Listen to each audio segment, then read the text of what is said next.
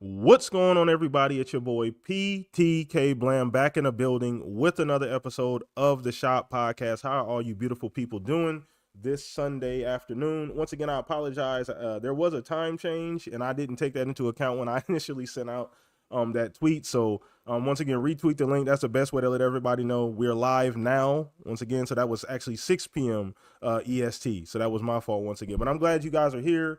Let us know how you feel down in the comment section. We got a great group here. Obviously, we got an awesome guest, man. First guest in 2 weeks. We've been rocking with the three amigos lately, but had to get a guest on this week, man. So let me go ahead and just get started with that first and foremost, man. So first and foremost, Big Steel, aka Mr. Monster Hunter, aka Mr. Big Live balls. Raw and Uncut. Well, I don't know about all of that, but shout out to you still for coming through, man. I appreciate you showing up, brother. How you been? What you been playing? Like we don't all know. Hey, I mean, if you're gonna give me a little bit of runway, I'm more than happy to dive in. What's going on, people? Appreciate you, PTK, for asking me to be on. And yes, Mr. Live Rona Cut himself, bringing the energy to the Shop Podcast.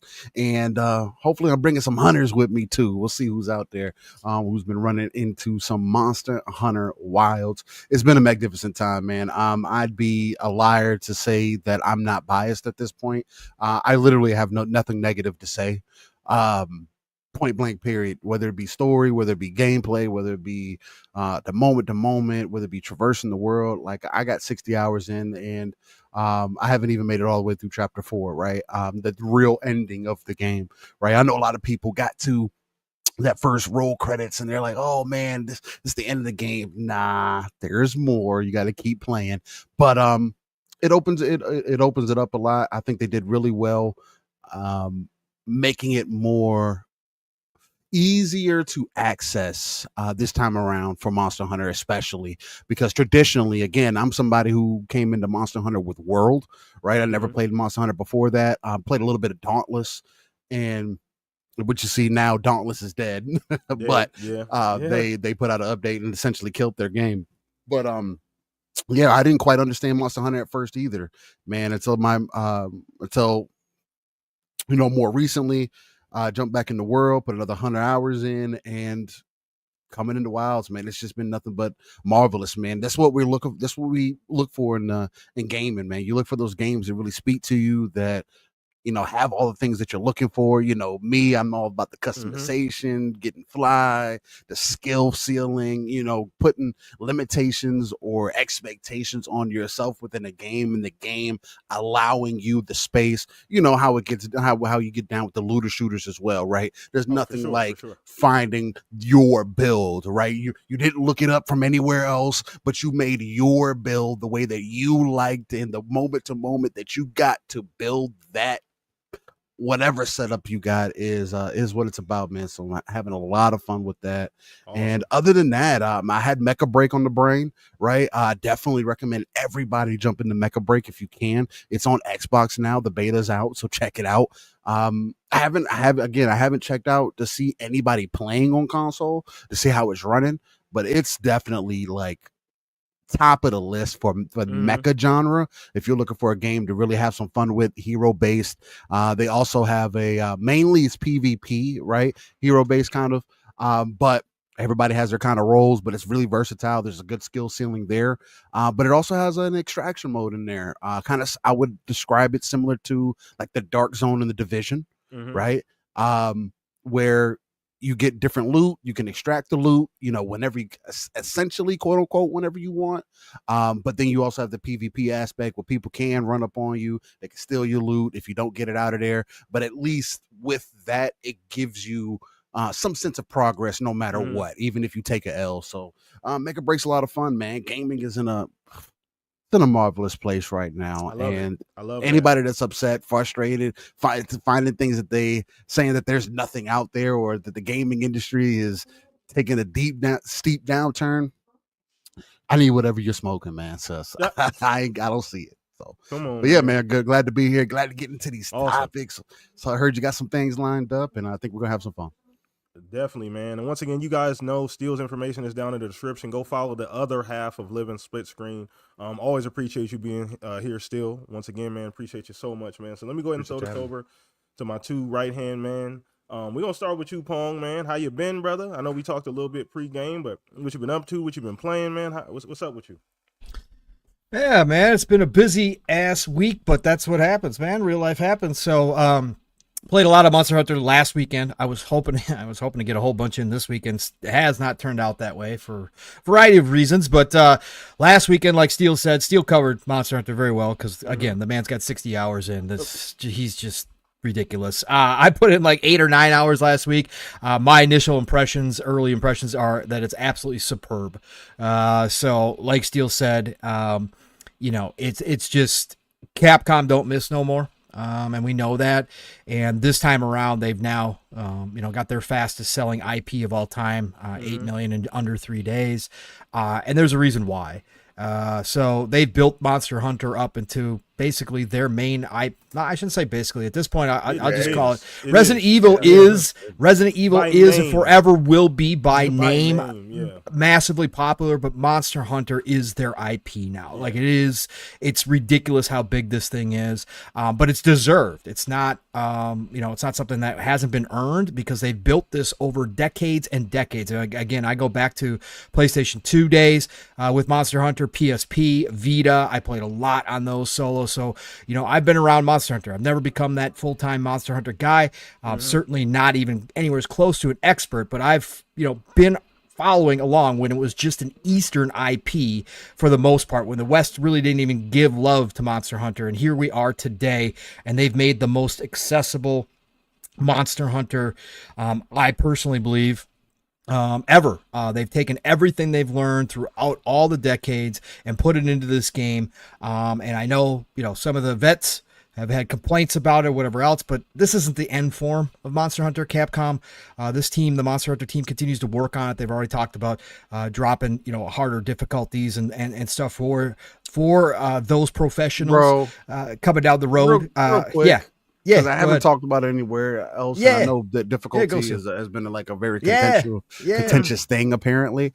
Yeah. I don't know what people have going on. Maybe everybody's just better than me at the game. Maybe I'm the bad one, but I've died multiple times at different monsters, being greedy, being, just typical gamer stuff, man, just playing the game. And I don't see where the issue is difficulty in this game, especially if I don't like people are reviewing the game like, oh, if you're not at this level, man, it's just gonna be a really easy game. And it's just like, well, I don't think that the game was overly easy. Now I will say I haven't upgraded any of my gear still up to this point, right? So maybe there's something to be said about that. But just coming from World as an example, and this is World with years of updates as well. Yeah, it's pretty damn comparable for a base experience. So, and I'm not even at the end of it yet. So that's the other interesting thing. Like, I don't know, man. I'm always finding contradicting things, whether it be playtime or true difficulty in games, and again, maybe I'm just the one that's the sourpuss in this situation. Well, I think it also depends. You never know what you would never have a good idea about it unless we knew what each reviewer was using for weapons and all that kind of stuff. You are using one of the more challenging classes with duels, right? So, who knows? Maybe the reviewers were using, some of the easier stuff and just walk through it. But you also did say, Steele, that they had confirmed prior to launch that the review copy was different prior to the patch, the day one patch. Yeah, well, they said supposedly. Right. So whatever. Again, I'm just addressing the fact that there has been some of that talk out there. I just disagree with it. I understand why they did this, to let people who have never played Monster Hunter in the door and have a good opportunity without falling off real quick, right? That's what you don't want. Dark Souls them. No, I mean, again, there are games for that, and I don't know why people want to gatekeep Monster Hunter at this point. World sold over 20 million copies, like 25 plus million copies now. This is not one of those franchises, bro. I mean, again, go take off all your armor and go run around naked like the Souls people do and show everybody how badass you are if you need that challenge. Like, it's just, again, I don't see it. I just think that it's very accessible. I think it allows people in. I think it gives people a chance, especially through the campaign. And again, I'm in the middle of the campaign, so I haven't gone to endgame. I'm not even close, right? It's just I'm just in the beginnings of the campaign. But just as somebody who's been a casual Monster Hunter player for a very long time, so understands the basics, but each Monster Hunter is different. This one actually does run you and teach you how to play Monster Hunter at a really decent level, and it's got a good cadence to it, and it doesn't make you feel like you're about to fall off or it's just getting too difficult or you don't understand what's going on, because there is a lot of things in place, especially when you start getting to high level, when you start getting to the big boy monsters. You do have to have some strategy. You do have to understand, and I think they've done a fantastic job so far of leveling people up through that process to get to know what this game is about. And if you're going to move your franchise forward, if you are going to become a giant franchise like they're trying to do, you got to do that. I wouldn't even call that a concession. Do that. Right. You got to do that sometimes. And again, I don't call it a concession because again, from everything I've heard from people like Steel, again, it does get difficult. And from what I've seen, it does still have that difficulty level. And like I said, this team does a lot of work on their Monster Hunter games. They're going to continue to put out content for this game. They're going to drop DLC. They're going to have different modes and stuff for people to challenge themselves with. It's not done here. This is just the opening game. So again, hats off to Capcom. Nothing but applause for them. Otherwise, Immortal Pillars, the DLC for Age of Mythology. I did play some of that this week. Freaking fantastic. If you're an Age of Mythology fan, I continue to rock out on that game. I'm over 100 hours on that game. I love my RTSs, and this new DLC, the Chinese Gods, are absolutely fantastic. So if you guys have played it, didn't get the DLC, feel free to get that DLC. Pay for it. It's worth it. These gods are awesome. I love the strategy, the new tactics that come into play when they drop a new civilization like this. And this one didn't disappoint. So I've been rocking on that. And otherwise, it's been Avowed. I'm in the second world finally of Avowed. The second area, and I'm having a good time. Like I said on Saturday with Steel, my score was a 7.5 to 8 last week. It has dropped to a solid 7, and I think it's about to stay there.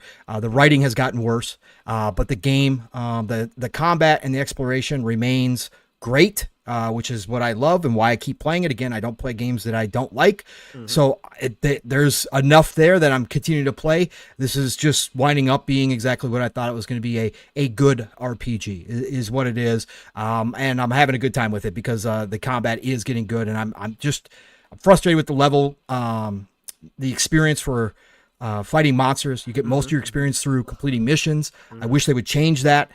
You should get rewarded for, especially since the monsters don't respawn. You definitely should get higher rewards for those of us that like to go explore and hunt down everything in the area enemy-wise. That's a tough sled, man. From 9 to 10, I just got to level 10. And 9 to 10 was ridiculous. And like I was going, holy cow, because I was clearing areas. Finally, I was like 3/4 of the way and I was like, screw this. So I was forced to go run some side missions just to get that next level.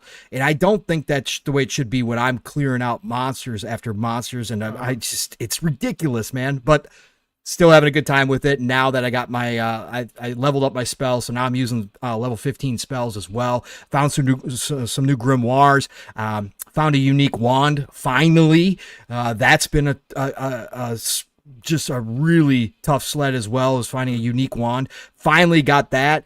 And so, I'm having a good time with the Avowed still. So that's what I'm doing this week, PTK. Awesome. And see Fuzzy sliding in, home plate. What's up, Fuzz? How you been, bro? What you been up to? What you been playing? Oh, I'm fine. Glad to be here with you guys. Just been playing a little bit of everything, doing the Grazer stuff, but a little bit of Division 2 because they have the Twitch drop. So also doing some of the I guess not, is it the seasonal? I guess it's not really seasonal, but it's like their rewards track or whatever. Didn't pay for the season pass, but just doing the free rewards and then leveling up the other activity stuff in the background that, typically most of it's cleared once you reach level 40 or even level 30, but going back and doing some of those to get like extra rewards is kind of cool. But still playing a little bit of Avowed, although I've fallen back into State of Decay 2 for a bit. Lost another one of my survivors in the completely hellish level, which it's hard to even move around. It's like I really want to move from that first house, but it's like every time I do, it's like, oh, I got a new survivor to the community, and I lost one. So it's like I'm playing the trade game right now. But luckily, I got the doctor I did lose wound up upgrading the infirmary. So at least while we're staying where we're at, we can upgrade some stuff or get some of those cures to carry along with us and stuff. But other than that, playing a lot of racing games, looking at a lot of racing games.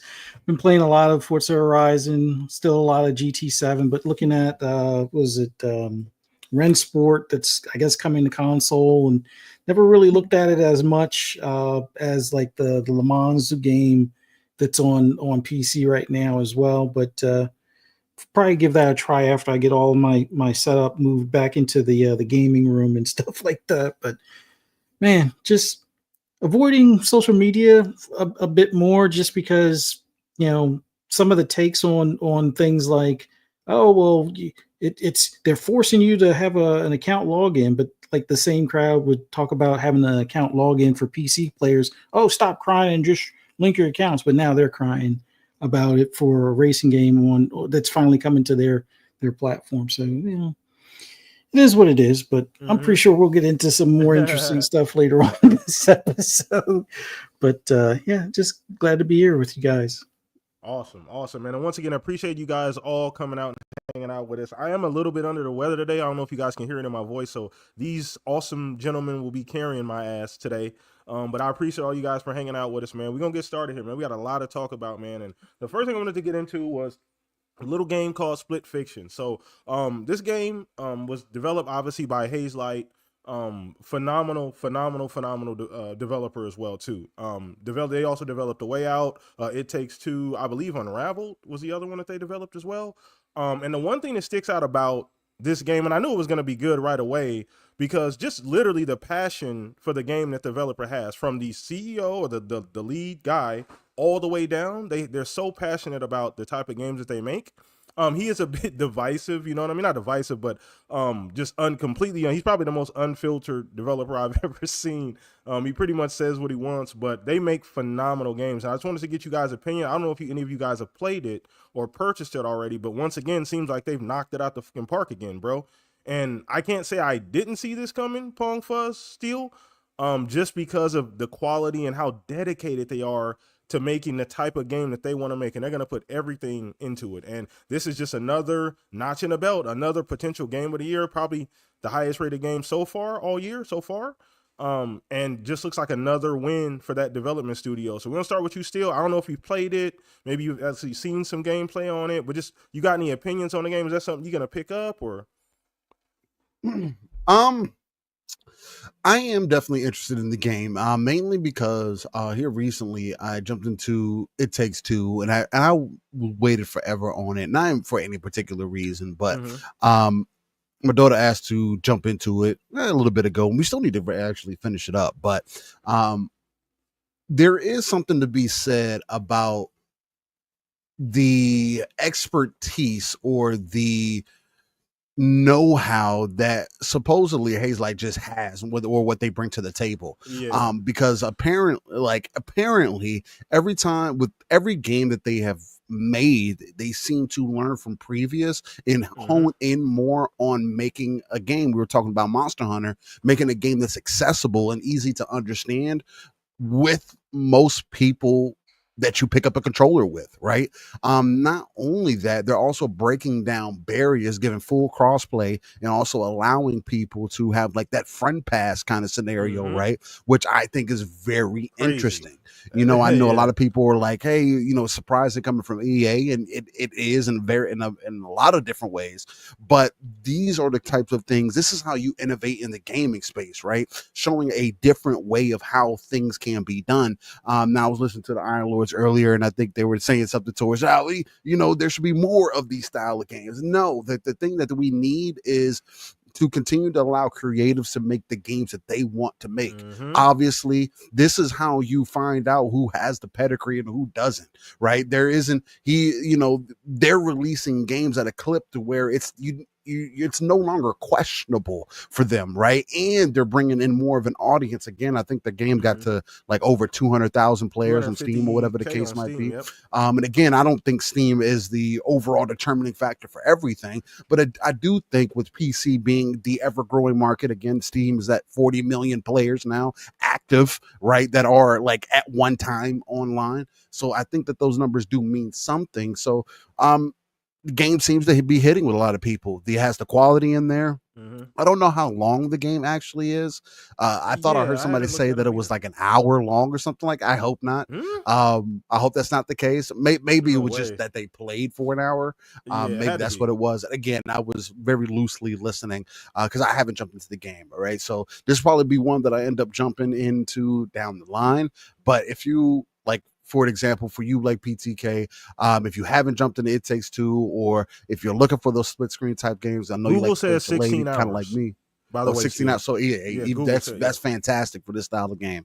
But if you're looking for one of those for a game that can kind of harken back or bring back those familiar feelings of couch co-op, doing split screen with a buddy, and just some good detailed story. People are really complimenting on the story as well, that has had some really good writing. And that's the other thing that I think should be a focus, is that good writing goes a long way. Like, not trying to feel so forced with so many other things, and just being authentically you, and understanding whatever picture that you're trying to bring alive, whatever concept that you're trying to bring alive, matters so much more. And hopefully they continue to get support. Hopefully they end up doing something even bigger. I can see them making an online. If they keep this up, maybe he can stretch his legs and do something big, like an MMO, having this type of understanding of the mentality of a player, right? And the type of different concepts, or maybe not even an MMO. Maybe that might be too big, but maybe expand it out to a 4-player co-op, 8-player co-op, maybe a 16-player co-op with dungeons and stuff like that. So, but it's cool. It's cool seeing him bring something personal to life too. He was shooting back at some people from what I was hearing as well. That the stories are based off of his personal kind of things that he has with his daughter as well. A lot of that flavor in there, and that's always beautiful to see when you can kind of pull from real life and bring it to life in a game, or because gaming is art, should be treated as such. So I think that's really dope. Awesome. I do agree 1,000%. And the one thing that I think sticks out about this still is the creativity, like you said, right? Like, in an industry that's constantly trying to put you in a box, right? There's always red tape, and, there's always somebody with an opinion, some, management guy, or, they're going the complete opposite direction with how they make video games, and it shows. Yep. And you can have the talent, but if you don't have the passion, the talent doesn't matter. And they clearly, from the top down, you look at that guy, the lead developer, or the founder, he is as passionate about that game or the games that they make, as any developer I've ever seen. And he'll yell it to the top of the mountain. So you don't get that by accident. That's bred, that's fostered, that's developed within the studio. I guarantee you, he walks into the office, bro. I can see it now still. He walks to the office. Some guy's like, hey, I got this random idea. He's like, fuck it, do it.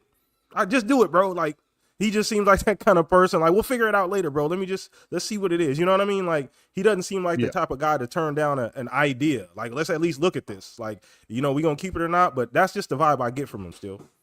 Yeah, I agree. It's really dope to see it turn out the way it has. Yeah, absolutely. And it's kind of impressive being under EA and still be able to have the leeway that they have with making the kind of games they can. Because you don't expect these, I'm not going to say you don't expect. To be fair, EA has been quite lenient lately, at least the last few years, with the type of IPs. They've seen more hands off. They've allowed a lot of their devs to just kind of make the kind of games that they want. So that's really cool, too. But let me throw this over. Pong, Fuzz, man. Once again, I don't know if you guys have played this, chat. Let me know if you guys have played this as well, too. But Pong, just like where you at, I know me and still harked on just the creativity and, just the ability for the studio to recreate something and take what they did before and just add on top of it in a new and creative way. Yeah, Joseph Ferris. That's his name, Joseph. Yeah. Yeah, Joseph Ferris. The studio's about 80 employees. So, but obviously he's the main dude. He's the face. Yeah. And he's one of the few devs that is a household name at this point, right? So there's a reason for it. Now, he doesn't make the games that I have any interest in whatsoever. I have zero interest, but I did watch A lot of the Fun Spec fam played It Takes Two. They were streaming it. Kate and Mav on 3-bit, and a lot of Psycho, I think, even jumped in on it. There's a lot of people that played it, and so I got to watch some of their streams or whatever else, and it looked great. Again, there is zero question about the quality here. Okay, Yeah. the guy knows, and his team gets it about what makes a co-op game special. And I think the thing that Steele and I talked about on Saturday a little bit, just from a very high altitude, a satellite view, RTS view, is like we like to say, because I don't play these games, but just taking a look at it and watching people play it, it isn't just about Joseph and his team knowing how to make a fun game, right? We talk about, gamer ass game. We talk about that a lot. What he also understands is the connection that we used to get when we played couch co-op with our buddies, right? Now, we didn't have the emotional depth to games that we do nowadays because of tech and everything else that's allowed nowadays. But that experience of playing co-op when we didn't have online gameplay, and just being next to each other, and whether it was passing the controller back and forth or whether it actually was playing co-op, that experience is something that builds memories. And what Joseph has done is taken that to the next level with current tech, and allowing people, whether it's friends, family, whatever, sit down with each other. And like Steve was talking about, allowing one copy so that multiple people can play, etc. He brings the best of that to life in this day and age, which a lot of it, sure, we all get online now. It's normal to play with everybody, but there's something that's been lost with the co-op too, because we don't get a whole lot of games that specifically cater to that fact. We get a lot of co-op multiplayer, that kind of stuff, but it's not specifically designed around helping each other, cooperation, etc. Right? But that's what he does. And then he adds these emotional stories on top of it.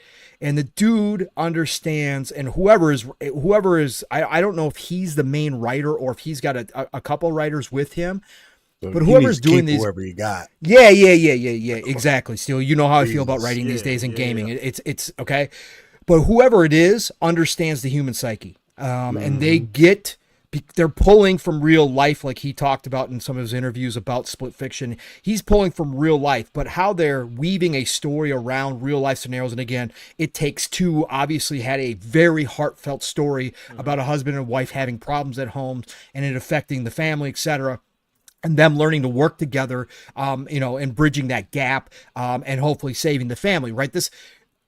You get a lot of games that pull on the heartstrings and take different tact, but to make it a fun experience on top of it as well, but have this whole really loving story weave throughout, and it sounds like Split Fiction is that, between the two girls, and it sounds like they put them in crazy, ridiculous situations, because this one is completely different from his other games, right? This is like a choose your own adventure kind of storybook come to life thing, but he just gets it, man, on how to intertwine having fun with a co-op partner, what that means to be able to help each other to experience a game together like that, but then also giving it depth with a story that can actually hit home for a lot of people. So much to this guy deserves, Haze Light, his entire studio, him, deserve all the success. And again, to be this guy who can speak his mind whenever he wants to and get away with it, there's very few people in this industry that can do that too as well. But he does. He's been given a green light because he's so good at what he does. And I'm happy for that. We need those faces. Again, this industry has pushed out many leads of studios or devs who were a face, because this industry doesn't like faces a lot of times, and that's why we have so few. But this is something I've called for. I want to know who the devs are. I want to know who they are on a much not just a name on the credits. I'd like to be able to put faces. That's why I like the behind the scenes looks that we now get from like a dev direct like we get from Xbox now. But he's one of the ones that stood out by himself, right? And that is special. So hats off to Joseph Ferris, hats off to Haze Light. This is going to be a game of the year. Obviously, it's going to be up for a lot of rewards at the end of the year. It's going to be that indie game that takes home. It's early in the year, but I can definitely see this one at the end of the year still being there, obviously, because it's him alone kind of draws this. But then you're scoring in the 90s, right? And everybody's loving it. it's a done deal.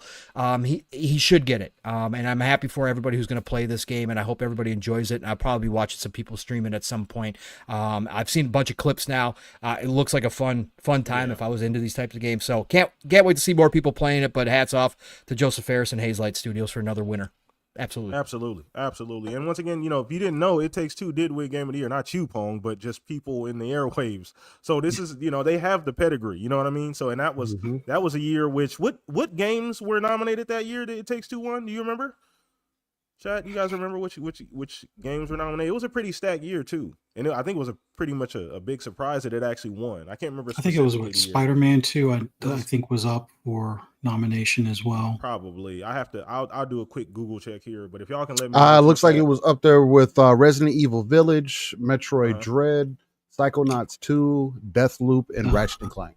That's right. That was Psychonauts 2 year, because those were the two that a lot of people were talking about. Yeah, and they pulled it out. So the quality is there, like you said. The pedigree is there, man. They just continue to push the envelope, and it's good to see a dev and a studio just kind of lean into what they're great at and continue to innovate on that. Like just pretty much what Pong said, basically. So Fuzz, man, I don't know if you played this game. I'm sure you've probably seen gameplay, things like that. But it's kind of cool to see, and Pong highlighted this, that we don't get people don't. I'm not gonna say that they don't care about couch co-op, but it's absolutely something that a lot of developers don't really put any energy into. We don't see a lot of games that's pretty much the primary focus of the game, right?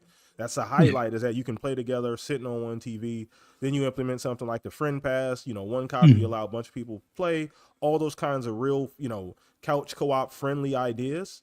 So it's cool to not only see that, but also see the quality there and see it get the recognition that it deserves. So just where you at on Split Fiction? It's great to see that it's getting high marks and reviews and things like that. Obviously, it's going to be in the Game of the Year nomination come the end of the year. It just goes to show what the bar line is as far as for some of the games coming later on this year.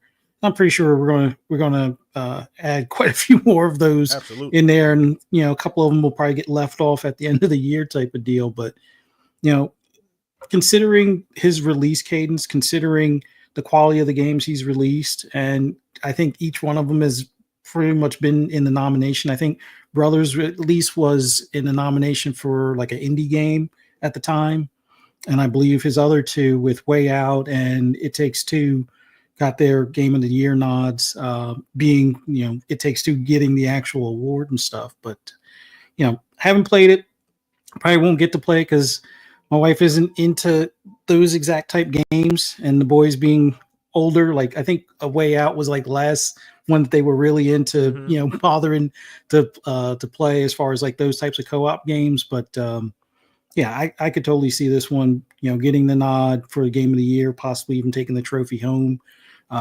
Curious to see how far his next game goes, or what his next game might be. Kind of like what Steele was saying.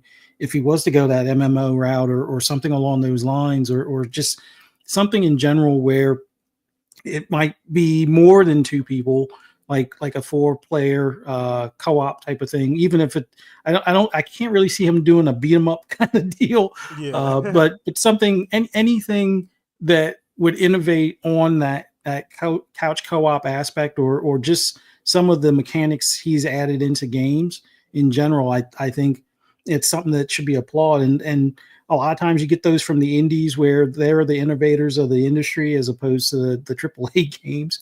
And once again, it stands to say that he's got his kind of finger on the pulse as far as that's concerned. So curious to see what his next one's going to be like.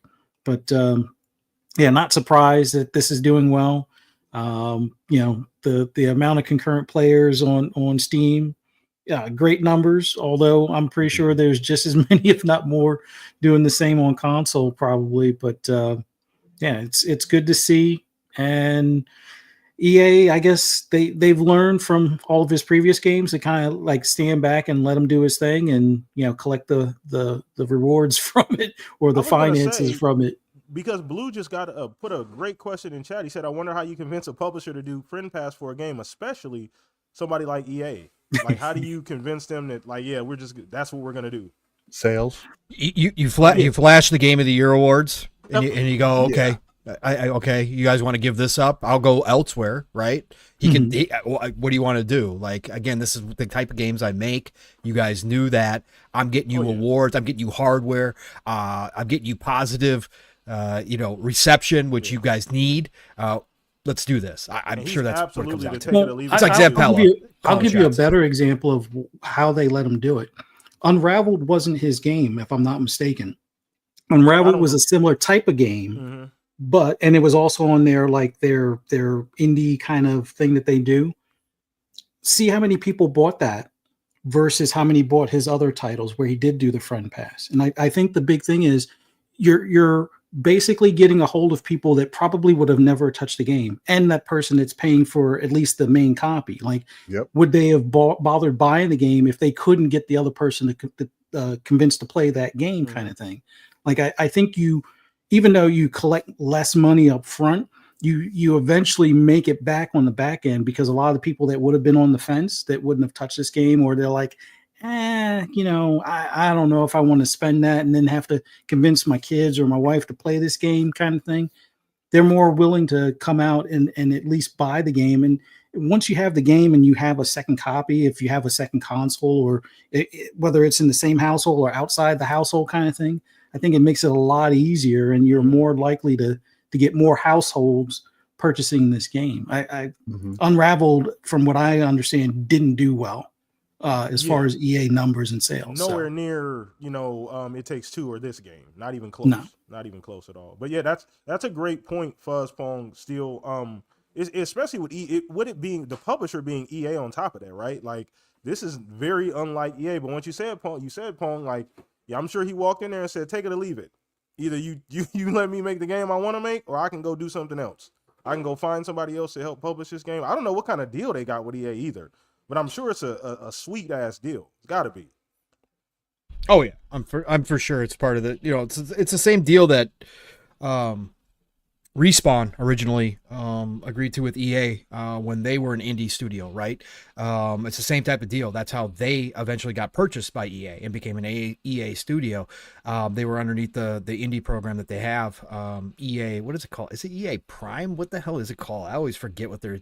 But obviously, it's a great part of EA. But yeah, I'm sure that he was up front with EA when they first got there, when they decided to do a deal with him, and he said, "Look, you got to let me make the games I'm going to make, and they're going to be co-op, and I want to be able to advertise that you buy one copy and you get to play with somebody else, because that's the principle of my games, right? That's the whole core of this experience that I'm trying to create." So I'm sure that was a part of the discussions early on, and EA must have agreed to it at that point. And obviously, once he proves himself with a game like It Takes Two he's proven himself before with the other games, but It Takes Two obviously blew up and got the hardware and everything else. I'm sure they were just fine this time around with it as well. Just being like, go do your thing, Joseph. That's fine. Yeah. And like you said, in an industry where, things are all over the place, so much red tape, so much creativity being, just left on its own or thrown away, essentially, like you mentioned earlier, Pong. This is cool to see, like, this, this developer, this studio really stick out and kind of do things their way. We don't get to see that that often. What? Let me give y'all this perspective. What? Apparently, EA gave Hazelight for It Takes Two. They gave him $3.7 million. And they're able to make game that they're able to make. Yes, bro. Yeah. Almost not even $4 million. Bro, that's awesome. That's crazy. When you put it in comparison to how much games cost today, right? And the type of game that they have, the creativity that is in it, and it's a decent length of a game as well. It's not like people can't say, it's a Hellblade. It's only 6 hours long, right? And it's like, you're getting 16 hours, like you were saying, PTK. Like, this is what we need in the industry. Top-notch, high-quality devs who really get to put the pedal to the metal, get creative, do things in creative ways. And there's probably a bunch of things that they're doing behind the scenes, and it takes in Split Fiction or whichever the case, that to the normal person they wouldn't even consider, right? Mm-hmm. So I think that's something that you gotta. I just think that this is a good proof case for it can be done. Like, there is something there. Maybe it's just them. Again, it always comes down to the studio, but Yeah. I don't know. Let's add this too as to a reason why they would let him do this. It Takes Two sold 23 million copies. Yeah. Oh, well, Okay. Yeah, talking So about at $40 per copy, sheesh. come on, man. The return, the ROI on that. I don't care who you are, what kind of money man you are. Yeah. Do what you want to do. I don't care what game you make. Yeah. Good Lord, I didn't realize it was that crazy. But once again, is Yeah. it the dev? Is it just? I mean, we got to give credit where credit is due. But I do just great first topic. Shout out to everybody in chat. Let me give a couple quick shout outs. Tim A, what's up, Far Q? I ain't seen you in a while. It's good to see you.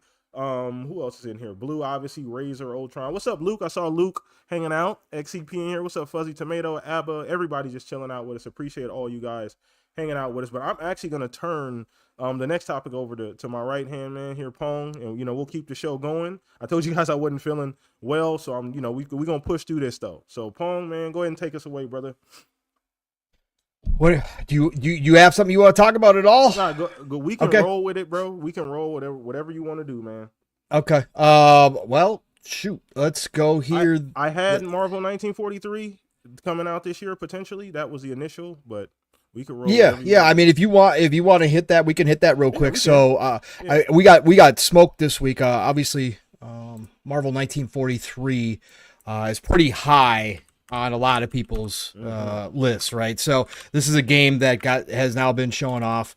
What do we get to see? Once or twice now, but we got the long extended scene, especially with a little bit of gameplay last summer, right? And of course, the full title is Marvel 1943: Rise of Hydra, and of course this is Amy Hennig's baby of Uncharted fame.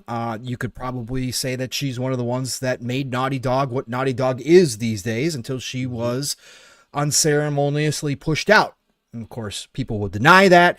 People will claim that didn't happen, but that's what happened. So she's gone on to become one of the leads. I think she's actually one of the founders, is over at Skydance New Media, and this was their first game that they had announced, Marvel 1943: Rise of Hydra. And of course, it's going to star Black Panther and Captain America. And we got to see that incredible scene again with real writing. Again. We have an issue in this industry right now of writing, especially big stories. So you get to see movie quality writing from Amy Hennig here. So this had been announced at last summer that they were targeting 2025. Now this week, why we're bringing this back up again, why PTK had this on his list, is because a voice actor, one of the voice actors from the game, was doing an interview and leaked potentially internally what they were shooting for. Now he said, and again, I always take this with a grain of salt, obviously it's a voice actor, but he said internally they were shooting for December. He said around Christmas time, right? So December time. And so that kind of piqued my interest, and we talked about this in a couple shows this week as well, because the question then comes into play, like, okay, so they're still shooting for 2025, but when you start eking in, and we did see Indiana Jones launch last year in December, and to really good success, right? So it can work. But when you generally see a game, especially a high-profile game, talking about December at the end of the year, it's gotta come into play. It's gotta have a question attached to it. Is this a candidate to be pushed, obviously, to 2026? Does that sound more like a 2026 date? And this is just a placeholder because we said 2025, but we're not ready to make that announcement yet. So let's go around and get everybody's thoughts here. So let's start with our guest, of course, the one and only Mr. Steel Rain, who I've had a chance to talk to 3 days in a row here, which is absolutely fantastic, sir. And I've got your thoughts on this a little bit already, but let's let the Shop Podcast audience hear your thoughts here as well. When you hear Marvel 1943: Rise of Hydra, first of all, let us know if you're interested, sir. Let us know if last year's showing got you interested, because you are a Black Panther fan. So let us know if you are excited for Amy Hennig's next game. And then just let us know, what do you think, Steel? Does it stick in 2025, or are you thinking, with or without this smoke, are you thinking 2026 is a better move date for this game? Okay, so I don't know if I'd say that I am a Black Panther fan.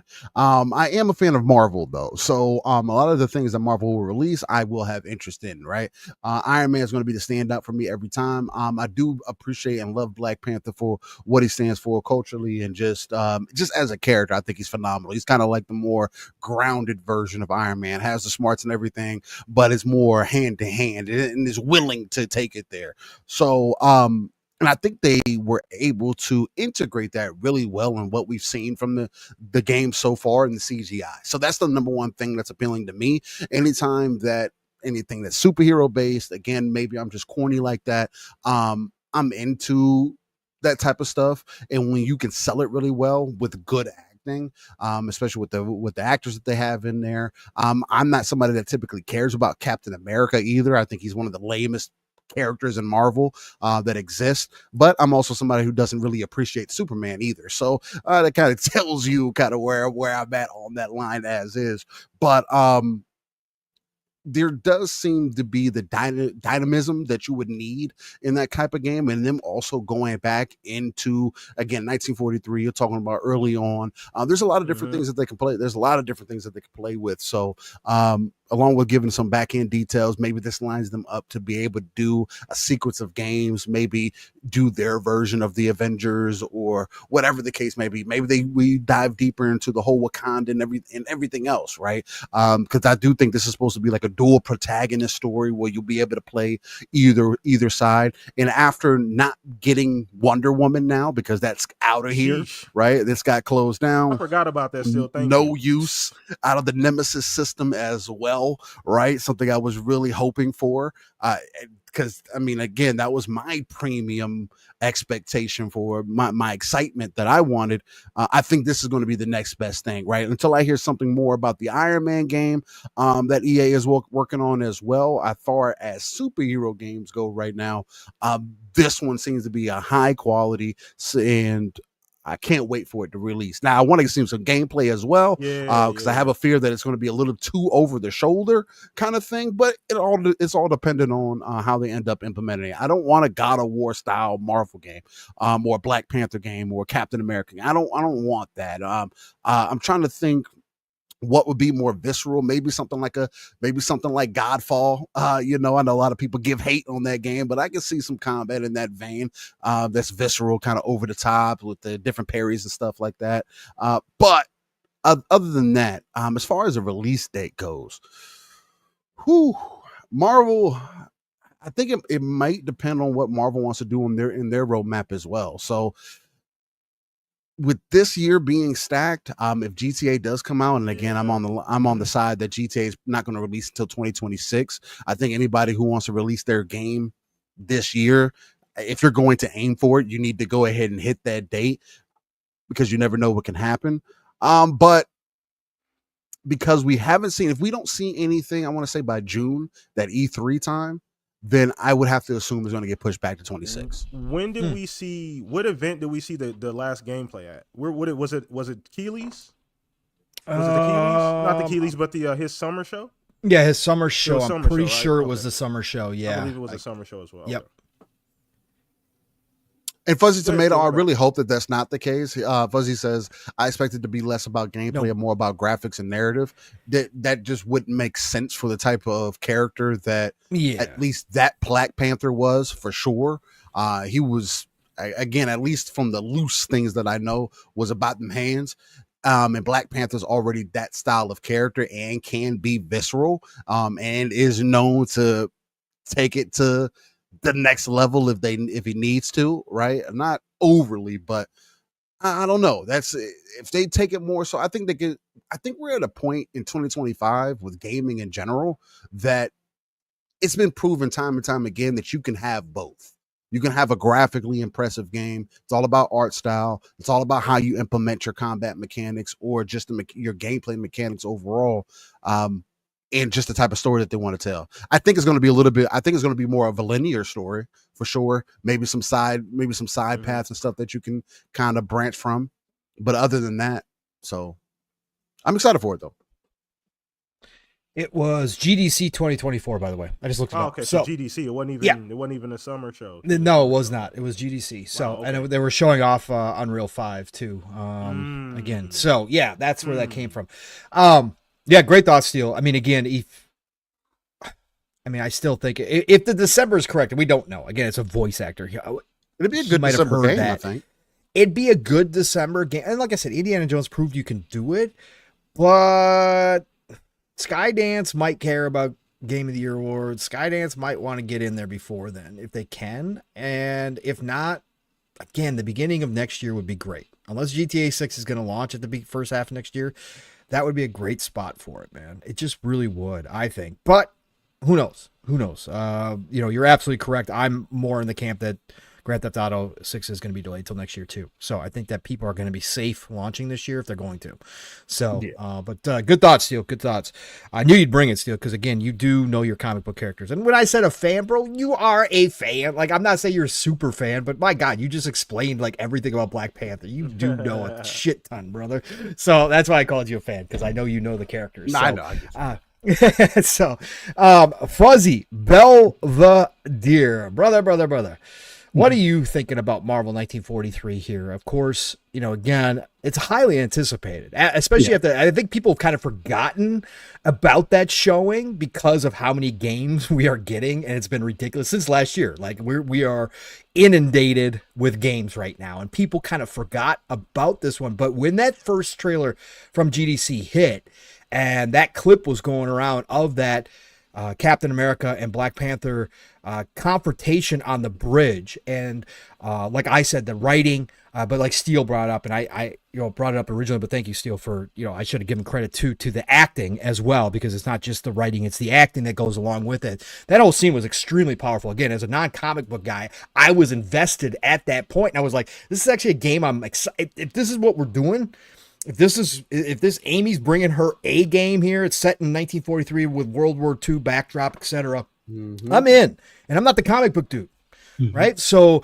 for you, Fuzzy, again, what are your overall thoughts at this point now, being reminded that this game was intended to be out this year, right? Obviously, and how you feeling about it? And then do you think it does hit this year? Do you think it's better to move? If it is going to be December, let's say we assume that this voice actor has got it right, and it is a December date, do you think they should push it till next year, just in the beginning of the first half, as a better placement, or do you think they can go like Indiana Jones in December and be good?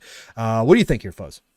I think December was a good frame for them. They missed the Game Awards, which is the up and coming biggest awards ceremony, or at least the most spectacle. But they're still BAFTA, they're still DICE, which I believe come later, or like the early part of the following year. So early part. They'll still make it in time for what they would probably cherish more, because some in the industry look at those as the more cherished for their actual studio, and Skydance being a bit of a gaming and / movie production type of business. I think they'd be fine with a DICE and a BAFTA award over the Game Awards type of deal. So December still fits for them, even if Grand Theft Auto, which I originally was thinking is 26, but the more and more I hear, the more and more they haven't mentioned anything since their financial call, or alarm bells as far as it being postponed type of thing for some of their estimates for the year. I think it still lands in 2025. I'm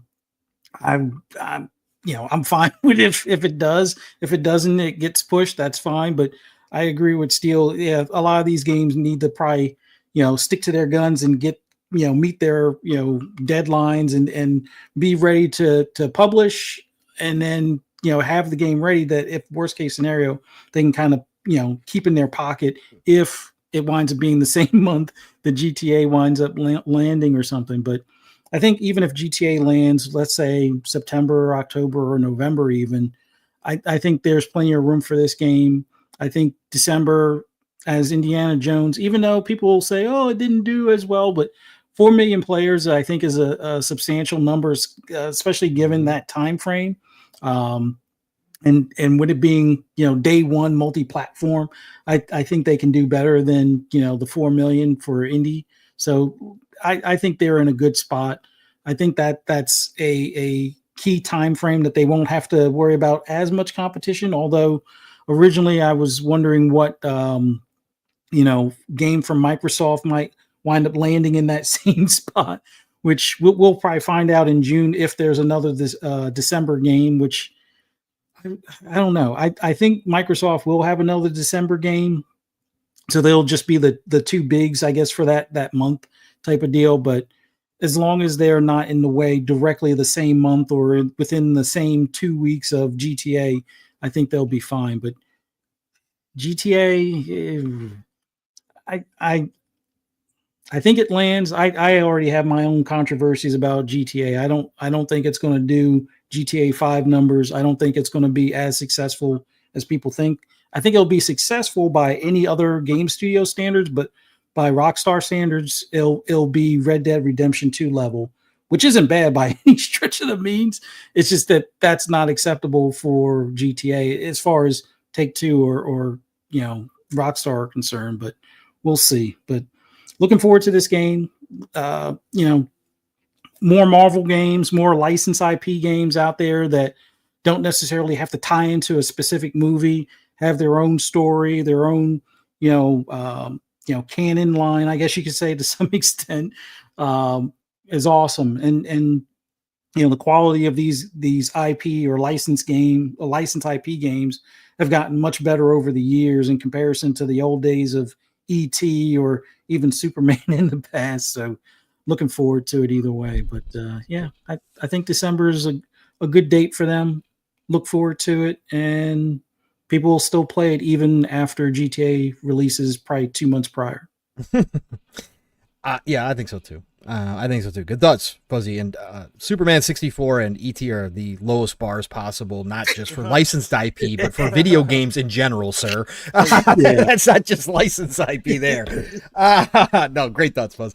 Appreciate you. PTK, brother, if you're feeling well enough, give me some of your general thoughts here, man, about Marvel. Do you think this smoke is real? Do we get this game in December? Do you think it pushes to 2026? And just any thoughts in general about the game, thinking back on that trailer and the moment that it was that kind of got lost in all the sauce as we just got so many games, an avalanche of games since that point. What's going on, brother? What do you think? I mean, it's interesting.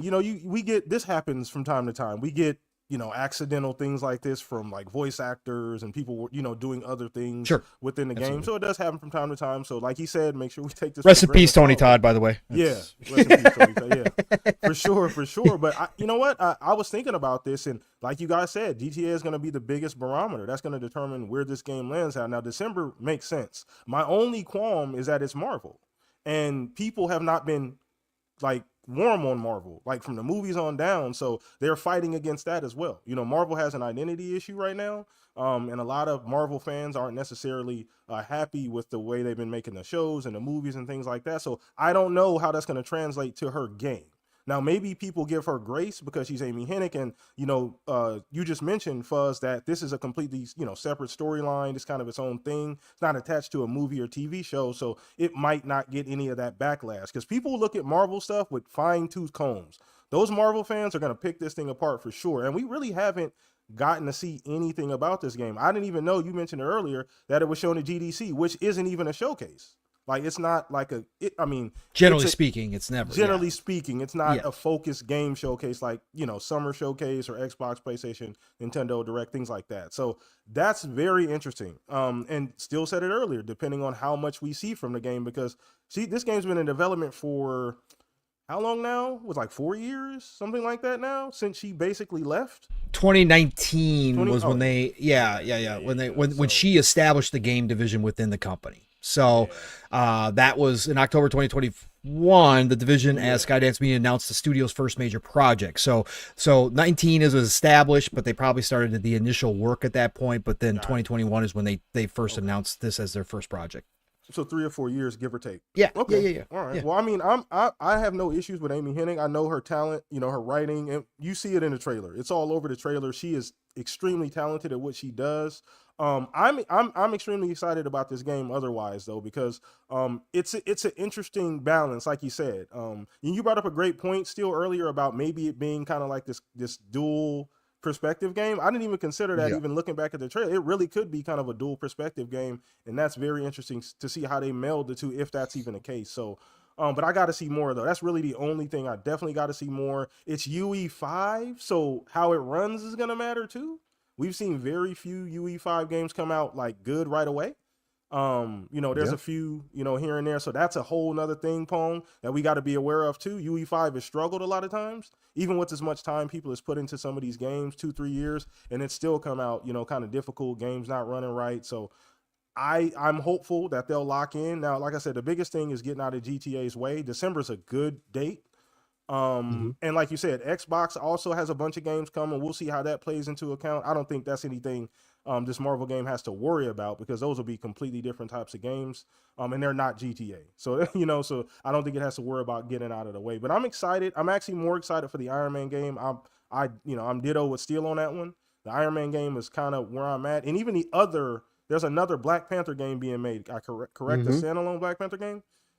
So that's interesting as well too. So we'll see how that all works out. But this game in particular, if GTA, oh God, do I think GTA? Yeah, I fluctuate with this, Pong, because they didn't say anything specific in that earnings call.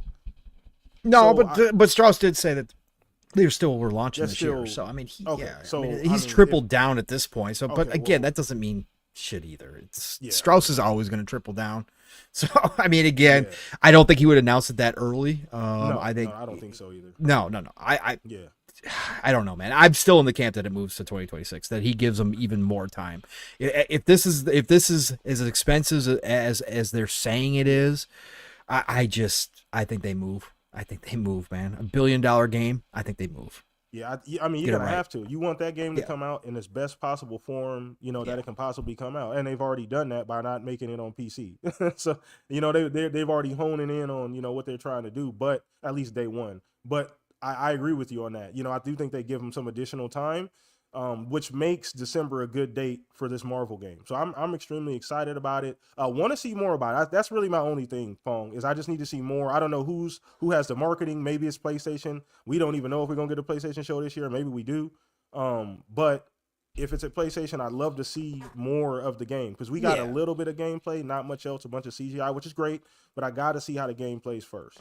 Yeah, I think Fuzzy said it. I think it was Fuzzy that just said that, obviously we need to see it. Maybe it was Steel. But anyways, we'll see it by this summer if it is this year, for sure. I mean, that's during one of the showcases, we'll see it for sure. Yeah. Yep. It wasn't attached to, like you said, it was a GDC, so it didn't have... No, it didn't have anything. At that point, it didn't have anything. Yeah. Yeah, just Unreal 5. That's pretty much what it was promoting, correct? Yes. The engine, okay.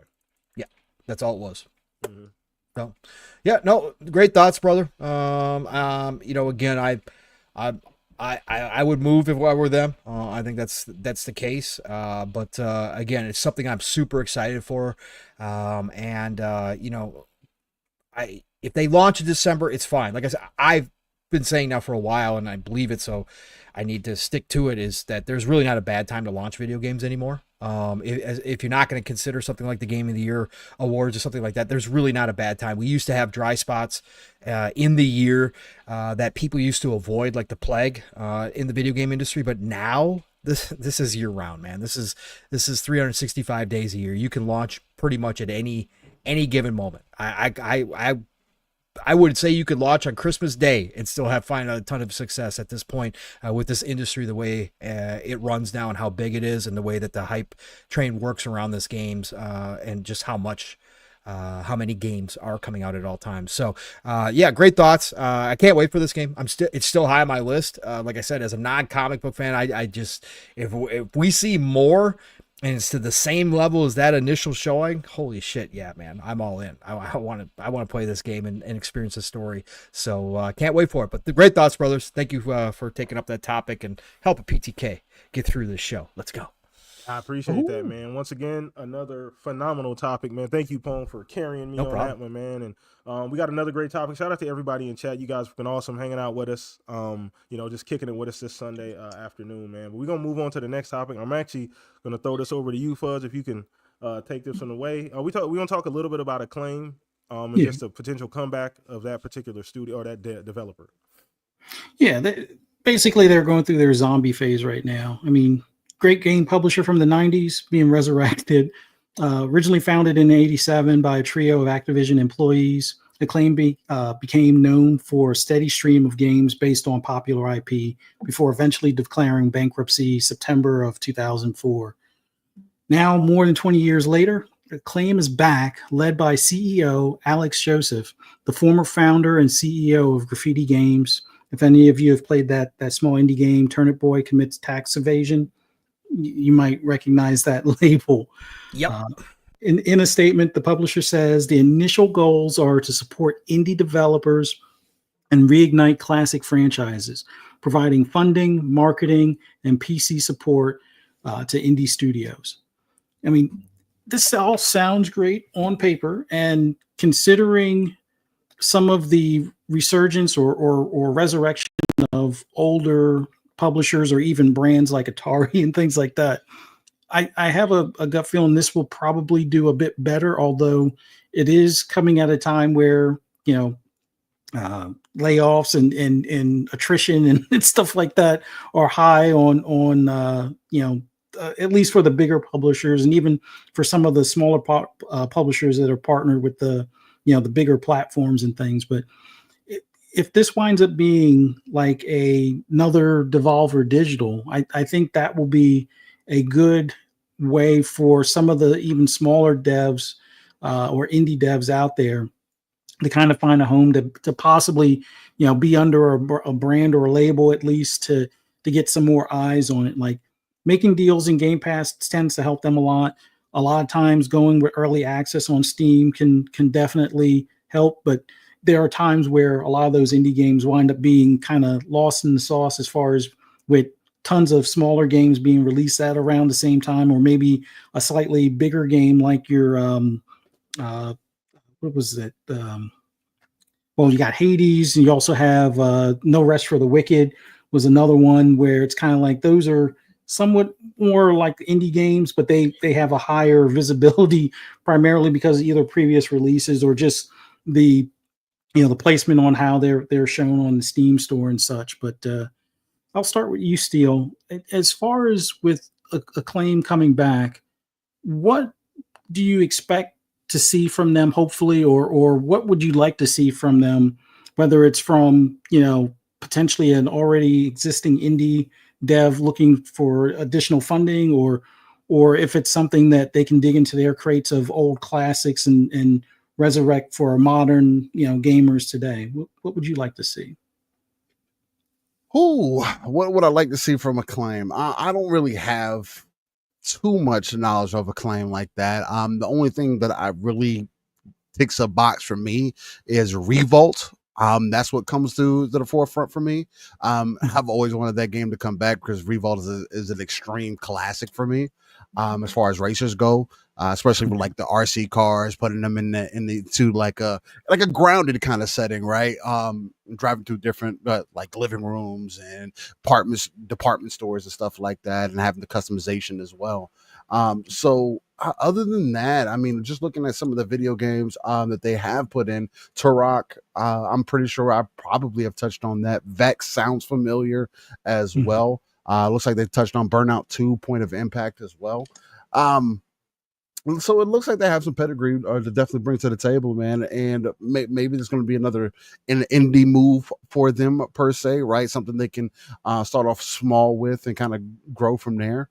So other than that, I mean, again, they're bringing it back for some reason, right? And my main thing is just that they don't put the name to shame, right? Because it seems like there's a thing where we have these studios who carry names forward.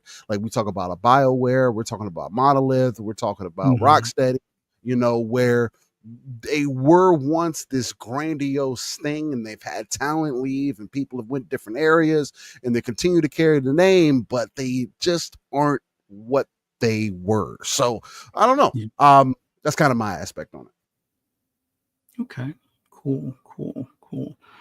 So Pong, what are some of the like either classical Acclaim titles or maybe some games on the indie scene that you would like to see under the Acclaim banner? Oh, bro, bro. Come on. Acclaim is so, oh my God, man. If you weren't around, especially like you said, Fuzz, in the 90s, man, you just don't understand how big a publisher they were, and developer both, right? So they did us so much. Again, yeah, they did NBA Jam, for God's sakes. They freaking did Mortal Kombat's back in the day. Like, they did NFL Quarterback Club, man. They did all these things. Couple wrestling games too. Yeah. They did so much, bro.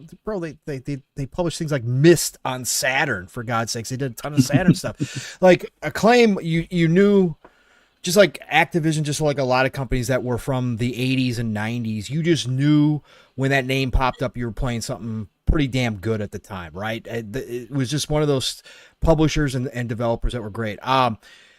Geez, man, I don't even know where to begin. Where I would even look at it. I mean, they did a lot of older comic book IP too before it was good. So they did like Wolverines. They did a bunch of that stuff too. Bust a Move back in the day from Taito. Like, they did all this kind of stuff. I guess honestly, because we've talked about it so much, I would love the sports stuff to come back. I would love to find a way to get some of the older competition going, or the arcade, at least. Not even if we're not going to have competition, because again, everybody signs contracts now with the NBA, with the NFL, that are just, they're monopolized at this point for the most part. But the arcade stuff still has a place, and I would love to see Acclaim try to get on that and try to see if they couldn't revive some of the arcade sports stuff, like your NBA jams, right? Like, just to bring something different to the scene. I mean, if you want to go way back, I'd love to see them bring back like F355 Challenge, Fuzz. You remember that? For Ferrari. Remember the Ferrari F355 Challenge, bro, on Dreamcast and in the arcades? That was dope as hell, man. That was totally, I love that game so much. So, I mean, if they're gonna go back, I'm trying to see if there's anything else. Like, there's so many. Again, you don't understand, folks. If you weren't around 90s and early 2000s, you like how big Acclaim actually was. Like, what did they have? Oh my God, they did. I mean, they actually did. They did some distribution for Baldur's Gate 2 even back in the day. Samurai Jack. They did a lot of the They did Ed, and Eddie, so they were doing Nickelodeon shit. They were doing a bunch of stuff back in the day. Summer Heat Beach Volleyball. See, that's the thing that always stands out to me here. A lot of this was published. A lot of it wasn't their own studios, right?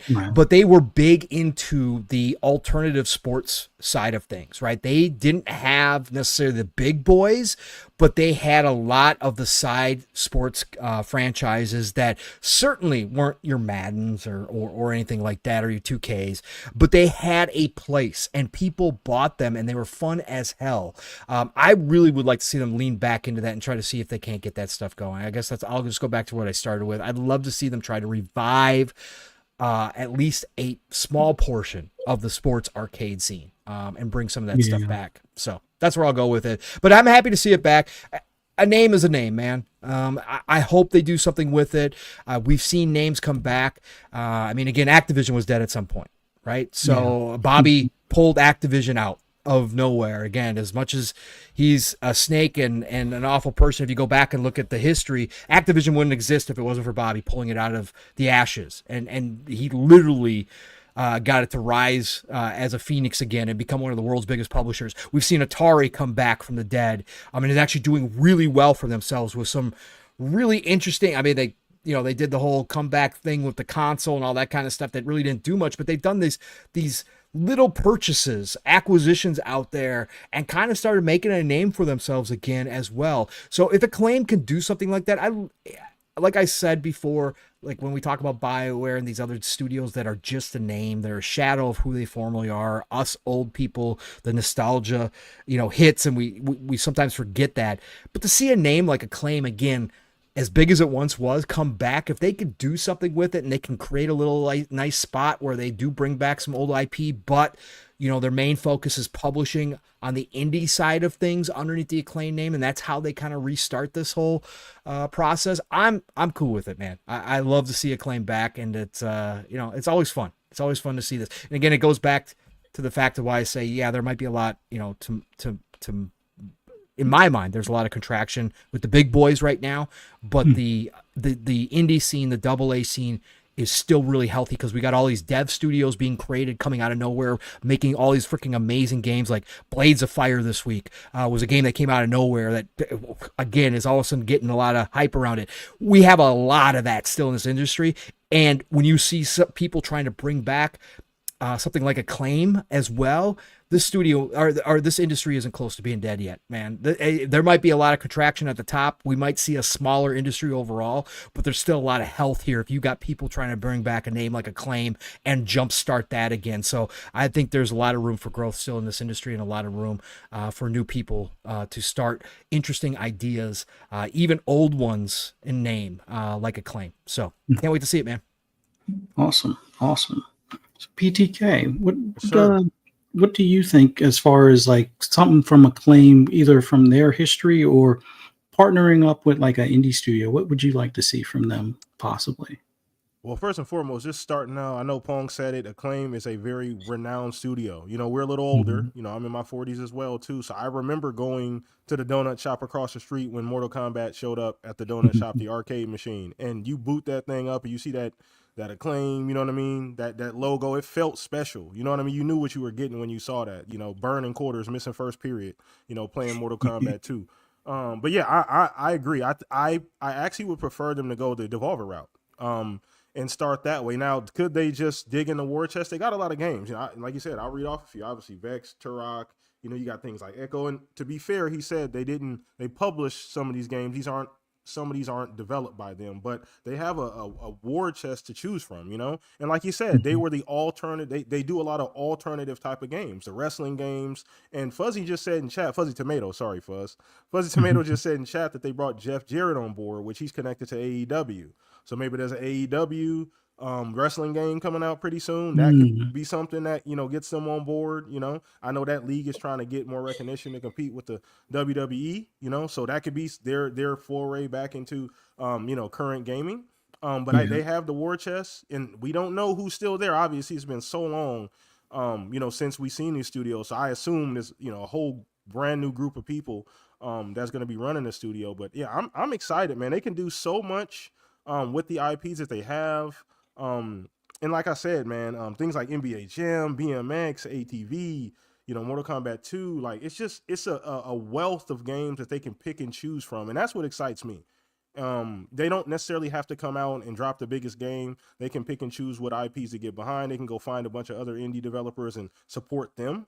With their name, like you said, name goes a long way, and a guy my age, I remember the type of weight Akklaim used to carry, right up there with studios like, you remember Midway, and all those other absolutely, of course. Those were the top tier developers back in the day. Those guys were sitting at the top of the mountain. So to see, and this doesn't happen very often too. Let's make sure we're clear on that. We very rarely get developers this old that actually get revived. I don't even remember the last time this happened, Pong. How old is Akklaim is super old, right? Aren't they like early 90s?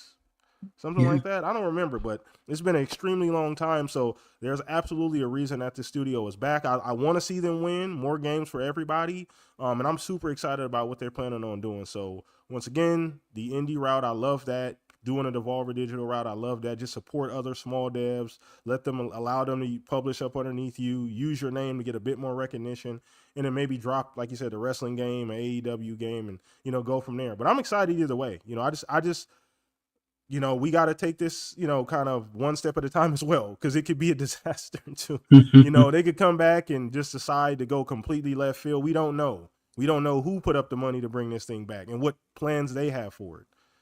So that's the only question that I'm unsure of, is that what is their intention when they initially brought this back? I know you mentioned it while reading that, so a few things about it, but we just don't know how that's actually going to play out. So they got a lot of stuff to work with, and that's a good thing. And they got the name. Well, yeah, that's awesome. Like I think the big thing now is we see some publishers are willing to license their IP to other smaller studios or smaller devs. Like I think, what was it, Koei Tecmo, as well as there was another one that recently I think made mention that, hey, yeah, if you want to, get a license from us to remake something, sure, we're open to it. So if there's a smaller team like your Bloober team or something like that type of deal, what they did with Silent Hill, if there's more teams like that and Acclaim steps in to kind of be the funding for the most part, whether it's funding for the license or the behind the scenes publishing and distribution aspects of it, I think that would be a good niche for them, especially if they kind of be or wind up being like the go-between as far as like a Devolver Digital or an Annapurna or something along those lines. So there's so many small, talented indie devs out there that, their next game might rely on that funding. If they can be that kind of, not really golden ticket, but if they can be that open door for them to some extent, I think that would be a great thing for at least smaller costing games or maybe even some medium budget type of games. Considering how sometimes that's the hardest part, like unless you're going to do some sort of like not a GoFundMe, but like a Indiegogo or a Kickstarter or something like that, this would be a much better approach. And as long as they're smart about what they get into and don't bite off more than they can chew, kind of like what Embracer kind of wound up doing, where they kind of banked on money they didn't have in hand just yet. I think it'll work out or be fine for the most part. The only drawback might be if they do wind up getting a bit bigger, they might be in the crosshairs of an EA or well, Ubisoft, I don't know. Ubisoft, we'll have to see how Shadows does to see if they're on the next chopping block type of deal. But Acclaim with the guy, was it Alex Joseph, bringing the company back. Hopefully we see a lot more indie games get either visibility through marketing or potentially the publishing for some of their sequels that we might be waiting on or help with some of the funding on. I don't know if it's necessarily as much needed on something like Silksong per se, considering they probably have some of the marketing dollars from Xbox and stuff. But if it can help a lot of those smaller games that catch fire on the indie scene, come to the forefront, then I'm all for it, and wish them the best of luck. And great thoughts on what you would like to see from those guys, and fingers crossed it all works out in the end. Facts. That's the one thing, the unknown that we don't have yet, right? If we got to see it in practice, in real life, in real time, to see what actually comes of all of this. But it's great either way. The fact that they're coming back in of itself is already a huge W, right? So in an industry where we're getting layoffs and devs are making great games and selling 2-3 million copies and still getting laid off, still getting closed. So in the industry, we see things happen like that. It's good to see somebody kind of get resurrected, and we wish the best for Acclaim. But shout out to everybody who's been watching the show this far, man. It's been an amazing show, great topics, man. And we just gonna get into some just rapid fire stuff. I know there was a question earlier, and I'm sorry about that, Thatch. I missed it. I do want to get to that because he had a great question. I'll just throw it to you guys kind of here on the fly. He said, do you guys think Take-Two will eventually let other publishers know if GTA 6 is coming out in 25 or if it's being delayed? So, I mean, we can just rapid fire this. We don't have to go in any particular order. Whoever wants to jump in on that. As far as when it might be announced, as far as being delayed? Yeah, as far as I would say go ahead. Before May 1st. I think the fact that they don't have that more vague wording as far as their outlook for the year, that it's probably still on track. They're probably looking at like some not checkpoints, but what do they call those? I'm getting old, so I'm forgetting my words here, but like they have some basically some markers that they're going to try to accomplish at a certain time. And I think as long as they meet that by like May, then this is still good for November, because that gives them, I would say, enough time for any last minute polishing stuff that they're not already doing. And I would have to believe for a game like this, they would have to be in some form of polishing at this point.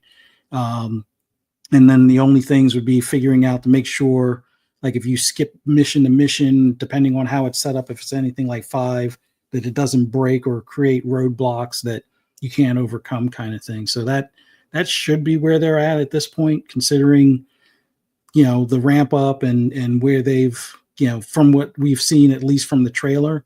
But who knows? They got all hands on deck working on it. Hopefully that's enough people to get this thing across the finish line. But I think by May 1st, if we haven't heard anything on another trailer, then yeah, it's probably getting pushed. Or even the trailer in May, the trailer might say, 2026 at that point. But I think they're on board for 25. 25. I got a question. Is there, and this is a real honest question, is there any chance that this game, like, that they drop the ball on launch? Is there? I mean, there's always a chance, realistically, but do you guys think, like, what would be? The only way that they could drop the ball is if they say that online wasn't coming, or if online wasn't going to be ready for X amount of time. This is a conversation I had with Palm before, that I don't think that GTA is the game that it is today without the online. Right. Now, I do think that this time around, and traditionally GTA has been a game that has kind of pushed it. We saw that with the Red Dead, right? I would say that Red Dead is a huge improvement over GTA 5 as an example, right? So you can already see the direction that they would be going. So it's very easy for me to believe the trailer that they showed, that is exactly how the game is going to look. And we already saw the leaks as well. So we can already kind of put two and two together. It's all going to be about how they translate things over. I do think that what about they may do something. What was that?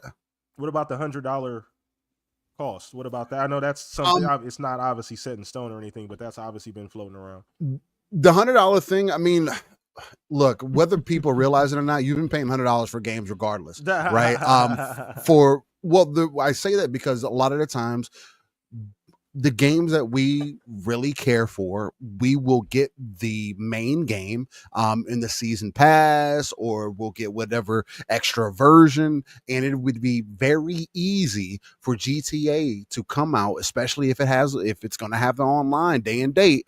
They may do something like they did before, where they delayed the online because they want people to play the story. Although come to find out it was technical reasons, but nonetheless, I could see them release versions of the game where the base game is $70, and for $30 additional you get the shark card, or you get additional cosmetics, but it would work. But they've already been doing that.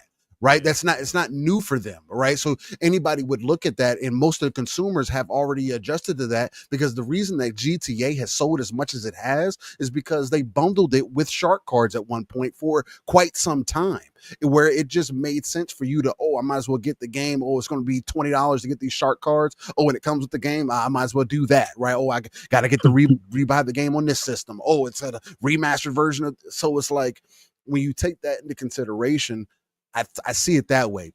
GTA by default being the industry standard, just standard game being 100, I don't see that being nowhere of a reality.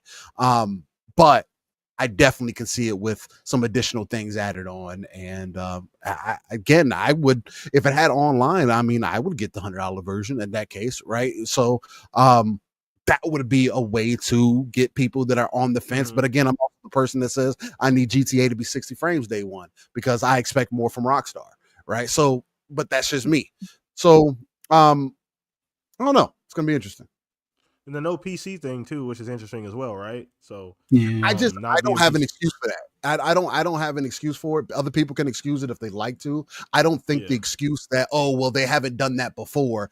We are in 2025. The last time they released a GTA was over a decade ago. They have literally dragged the game through the mud to get as much sales as they possibly can, and have gave us borderline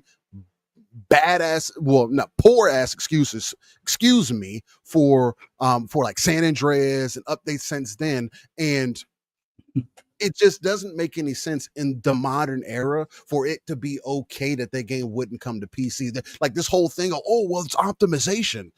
They're making the game on PC already. Like, guys, stop fooling yourself.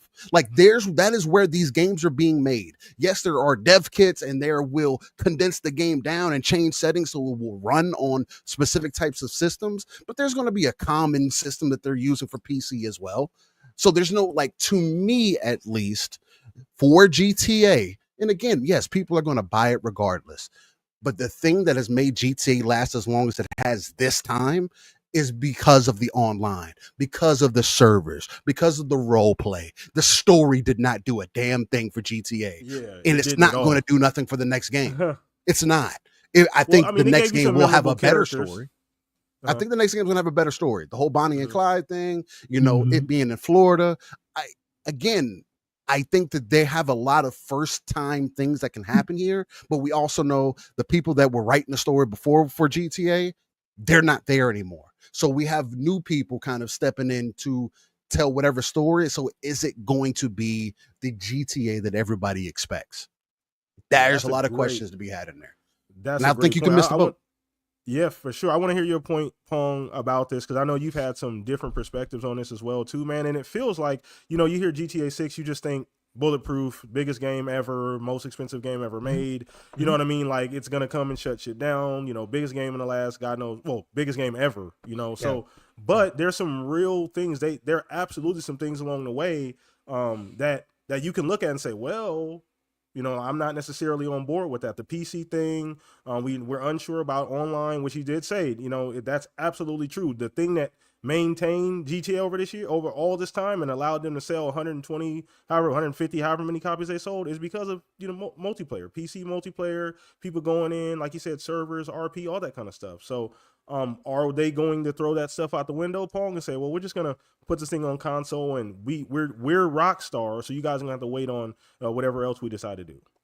Well, yeah, I mean, I think there's a lot of, there's a lot of credibility to, statements like, Rockstar is going to do what the F they please at this point, because they are. So the question earlier about them telling the rest of the industry whether or not they're going to launch this year, I would love to think that, Strauss would give Phil a heads up, but I don't think so.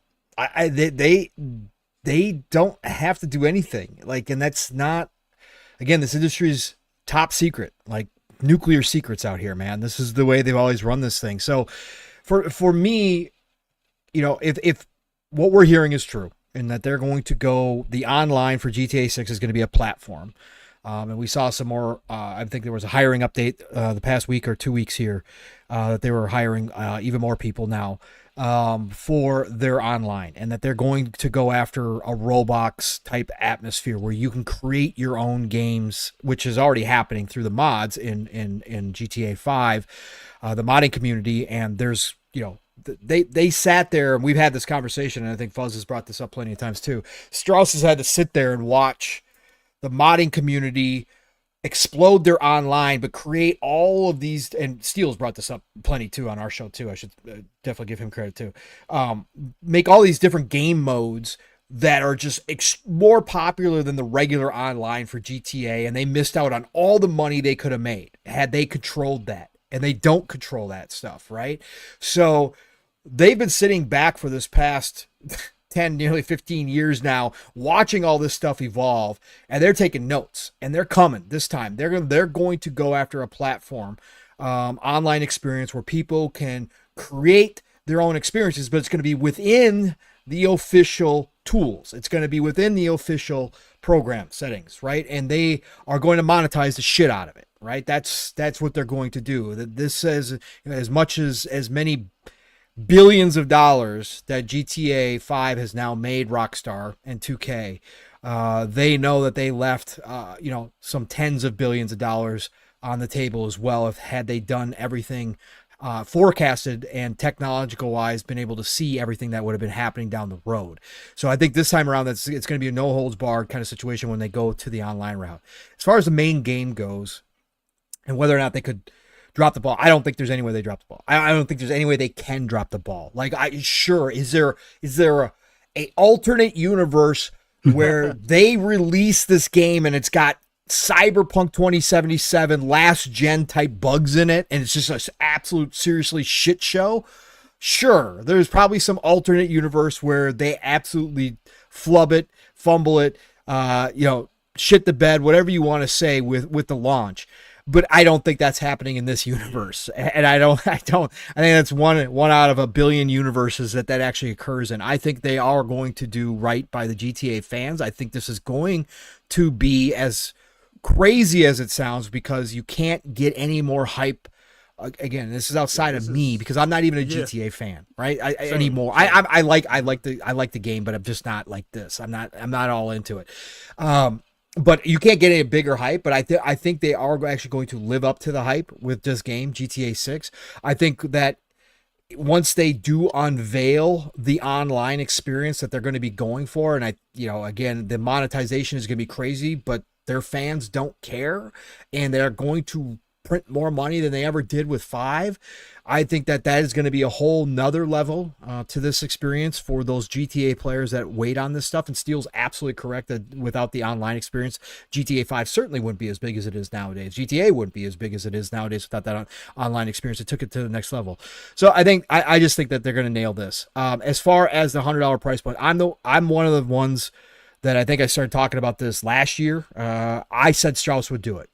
I think that this could be the first $100 game. Now, I would not put it past him, because nobody's not going to buy it for the GTA fans. I'm sorry, you're not going to lose. What you would gain over the percentage of people that would say, nah, I'm going to wait for a sale, is going to be minimal. Like, you are going to make so much more money. And Strauss, I'm not advocating for this. Let's be very clear. I have come out against any price increases in this industry. I think it's bullshit, right? But when you have a unicorn like this, and you have a businessman like Strauss, and you have put in you have now made, which I think is not going out on a limb, the most expensive video game in history at this point. We're talking anywhere from a $500 million to $1 billion when it's all said and done, and with marketing, it'll probably be approaching the $1 billion mark, or maybe even a little bit above it.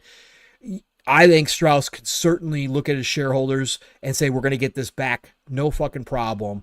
And actually, I'm going to do it a little bit quicker for y'all, because we're going to charge $100, and people are going to flock. Yeah. Now, if there's any concern internally that the $100 price point would be a step too far, even for them and even for Grand Theft Auto, if there's any discussion in there, well, then, like Steele said, people have already been programmed to basically spend $100 at this point with the premium editions. All they would have to do would be offer 3-day, 5-day early access for an extra $30. They don't even have to throw a shark card in there. They don't have to do none of that shit. Just early access for literally the thing that people bitch about, saying that you guys are buying the Ultimate Edition for early access. They're charging $30 for all. That's too far. Well, no. Generally speaking, 99% of the games also throw in DLC or Battle Pass or whatever. GTA doesn't have to do none of that. They say 3 days. They probably could say 2 days early access for an extra $30. The vast majority of people who are going to buy that game pre-order it, and we know the pre-order is going to crush all records and set the bar so high we won't see it again. That we know that 80%, 90% of the people who are going to pre-order that for day one would absolutely pay $30, because there ain't no way in hell that FOMO is going to go unchecked for a game like GTA. For the people that want it, there is no way. They can easily charge an extra $30 for early access and get their $100 price point. No questions asked, in my mind, at least. No questions asked. So, yeah, I think it's going to happen one way or the other. So what do you think about, I know Steele's concerned about the no PC thing. How absolutely. do you feel about that? I think it's stupid. I think there is a little bit of smoke, if you go and listen to Strauss's interviews, that they potentially could be getting the PC version ready for day one launch. He acknowledges how big the PC has become to Rockstar's sales. He's acknowledged that they have a very big fan base over there. All right, they've established a fan base. I think it would not be shocking to me if they came out and closer to launch said, we've got the PC version ready, and that will launch day one alongside the consoles. It's obvious that Rockstar has always been a console first one of the very few console first developers and publishers, which is cool. It's totally awesome. Again, as a mainly console player and somebody who just recently got into PC gaming, that's awesome. You don't see that happen, and that's where their big fan base is. But they have created a very, very large fan base over on the PC, and you are missing out on day one money on something that nowadays, as Steel, as everybody's talked about, you're developing the game on PC first. Okay, it's happening. Like, yes, you have to put some work into the PC version, of course, to get it to work on all the cards, etc. Yeah, absolutely, it's work. It's not flipping a switch, but is it worth it to have it ready day one for a little bit of extra work when you are spending this much time on a game, this much money on a game, when you have this many people working on a game? You've already delayed it once. If we do delay to 2026, I think if it delays to 2026, there's a greater than not chance that it comes to PC day one. I think if they actually do delay it to 2026, I think you could see the PC day one. So it wouldn't shock me if they came out and did it and said that that's ready. If it's not, I don't think it's more than 6 months, year max, before we see that next launch. And it might be even shorter than that. I think they're going to have it ready. If it's not ready day one, they'll have it ready very shortly thereafter. I think they're working on it right now. It's not just consoles they're working on right now. Even if they announce that they're working on a PC version, and like you said, it's 6 months, like that's even big enough on its own. That means, okay, that, you know what I mean? That announcement, I think, smooths things over for a lot of PC players as well, too. I think they'll be okay with it. And let's be honest, GTA is going to get a lot more concessions than the average game. Oh, yes. Like, people, they're like, you know, like, I understand how Steel feels, but like, you know, GTA is GTA. There's gonna be a lot of people that feel that way on the inside, and they're still going to wait.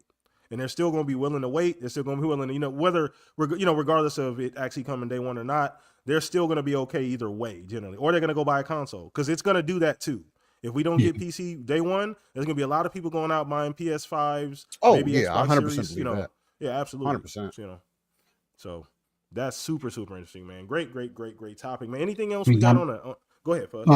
I'm just hopeful it comes to PC day and date, but considering they just released the update, the ray tracing update for PC for GTA 5, and that came out on series consoles and PS5 2 years ago, I have very little faith that they'll do day and date.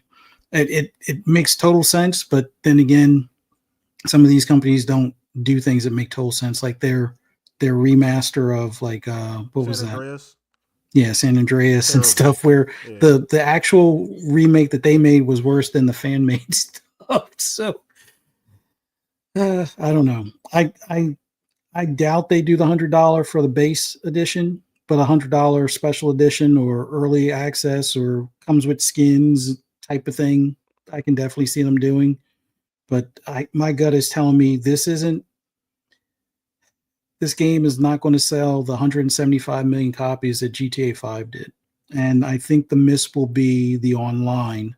Because how do you rectify those that are still playing GTA 5 online?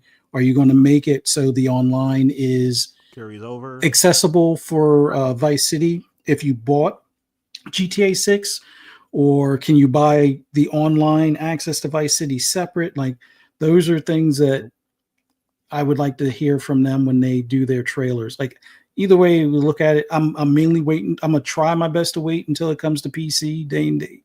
But you know, FOMO might get the best of me, unless it's $100 for the base edition. Then they can F off on that, and I'll just wait, or I'll pirate it because So that is hilarious. Yeah, it's an interesting conversation, because you look at a game like GTA 6, and we've said it all. I think we all understand, you know, what we're looking at here. And you know, it's a great point that you brought up too, Fuzz, about it not selling as much as GTA 5. I don't know if there'll be another game that does that again, bro.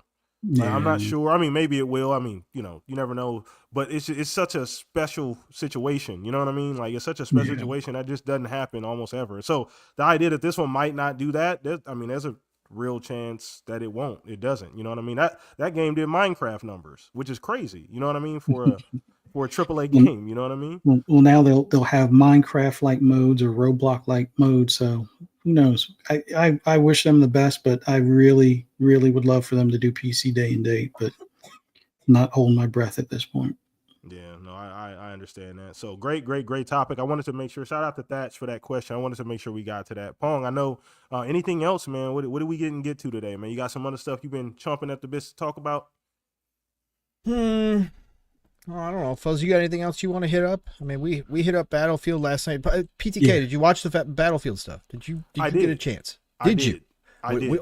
Let's again. All three of us got to talk. Not last night, but Steele and I talked about it again yesterday. But we all talked about it on Xbox Ultimate. But what are your thoughts, PTK, on the Battlefield leaks of the Battlefield Labs gameplay so far? What do you think, sir?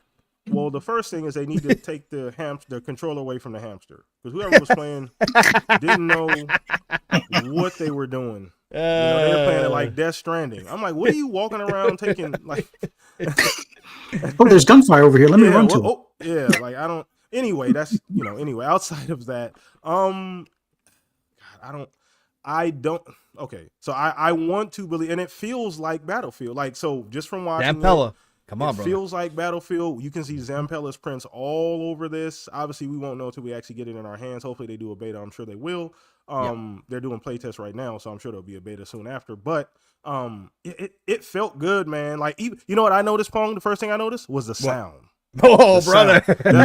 That's the first thing, bro. Yeah. Those explosions gave me chills, bro. Like the Uh-huh. explosions, just the combat, how the gun, the bullet fly by people's heads, just the realist. That's what Battlefield has been missing, bro. That's what that feeling that you get, feeling like you're in combat, and it looks like they've been able to do that. They've added some interesting things too. I saw a guy get dragged to a different position. Yes, like he was down and he just got dragged to somewhere else, which is interesting. I don't know if that's good or bad. Good. I guess depending on, I guess it's good. Yeah, It's good for us medics. Yeah, for us medics, drag bro. him to some cover, revive him in cover. Yeah, that's actually a good thing. But it looks good. It feels good. It looks like they've absolutely gone back. And sometimes less is more, Pong. And this is, I know some people get you misconstrued when you make these points, but that's really all you're saying. Like sometimes less is more with certain types of games. A game like Battlefield, we didn't necessarily need all the extra bells and whistles. I like the ideas. Levolution, all of that kind of cool stuff. And that's absolutely a part of Battlefield, level destruction, things like that. But we just want the combat, the gunplay is what made Battlefield different from Call of Duty and Halo. That's why when you boot it up after playing Halo, Battlefield played nothing like Call of Duty. It played nothing like Halo. That's what made it stick out at the time. That's what made Battlefield. And it looks like they've kind of gone back to that. Zampella is king of that. You know what I mean? He's going to make sure the game feels as good as it's supposed to be. So that's what I got from just a quick, I know there was a bunch of like short clips as well too, a bunch of them that are floating around out there. And I've seen some really, really cool stuff, man. I didn't really get to hear you guys' opinion on it. I'd love to hear yours, Pong, because I know you're a big Battlefield fan. I am as well. I'm a Bad Company whore. So that's me. I'm a big Bad Company guy, 1 and 2. So was I. Yep. Those are my two favorite Battlefields. But what stuck out to you, brother? Yeah, I'm still whispering because I don't want to jinx it, but we may be back here, boys and girls. I'm such a Battlefield stan that I will always give it. I don't care if it's a 10th try. I don't care. I like what Call of Duty does for sure, but I've still, even to this day, just love the Battlefield experience more. I really do. I had a great time in 2042. I got over 100 hours. But the thing that I saw here is Zampella brought it back, like you said. Yeah. This is all I asked for. Again, I wanted the dream. The hopes and dreams for me was Bad Company 3. I knew that was a moonshot, that he was never going to do that. Okay, he wasn't going to go to that route. But then the next best step is to go back to 3 and 4, and to bring back 3 and 4 because people love 3 and 4, right? And that's what he's done here. Is he's removed all the bullshit. And again, I liked some of that, but again, the operators are gone. We're back to generic military dudes, squads, right, with the classes. That's it. We got the class lookouts today. I don't know if you guys saw that, but we actually got to look at the classes. Somebody put up the screenshots of each class. Listen, we've got recon with mortar ability. That's all I need to see. You give me the call in so I can call in mortars on somebody who's sniping me from a fucking building. I'm in, right? And so he's just gone back to what 3 and 4 were. We are now back to what appears to be the Middle East in tight-knit quarters, at least on this map. I'm sure there's going to be some bigger open maps. Obviously, we haven't seen any of the helicopters. We haven't seen any of the air play. We did get some tank play. But he brought us back to the close quarters, and I think that's what you're talking about when you talked about the sound, PTK. Well, one of the things that adds to that sound is where are you and what kind of field are you in? Well, when you're going door to door in the buildings and you're, ducking behind, blowing up buses in the middle of the street, you got tanks rolling around corners without you knowing it. You got bullets flying all around you because you are in this tight knit. You got people sniping from upper levels of buildings. Like that creates that sense along with the sound of intense gameplay, right? A feeling like you are actually there on the battlefield. And I think that's what came through, because when I put my earphones on, I was like, holy, this is already sounding like this. Holy shit, man. So I think what I'm seeing, again, in Zampella we trust. I don't care. I think what I've seen, I'm confident that this is going to be back. Now, we can't have launch problems like we do with every Battlefield. He's got to get the servers right. He's got to have, there was some glitches in this alpha play, right? There was some artifacting. There was some, buildings blowing up, and there were some parts of the building floating in midair. There was some of the stuff that you would expect to see out of some really early gameplay like this. So he's got to clean that up. We got to make sure we got the servers right at launch. This is talking about launching next spring. I can't freaking wait, man. Like, this is what I wanted for Battlefield for the longest time. And again, I think Zampella understood the homework, and I think he's going to give it to us here, PTK, because just from this gameplay, man, I've been signed up for Battlefield Labs. I keep checking my email. I was checking every few days. Now I'm checking every couple hours to see if I've gotten in after seeing this, because I do actually want to get into this and I want to experience it for myself. But I really think that we could be on the cusp of Battlefield coming back as a contender for everybody's playtime when it comes. And I know there's more competition now than ever. We got Black Hawk Down that just came out from whatchamacallit. Those aren't Battlefield, though. I want to play that too as well, but I think that this is possible, and he's also adding some new stuff in here too. If you look at the UI, is beautiful, like it always is, simplistic but beautiful, but he's added some actually bonuses in there. If you look at it, some cool name bonuses. I was just looking at the engineer.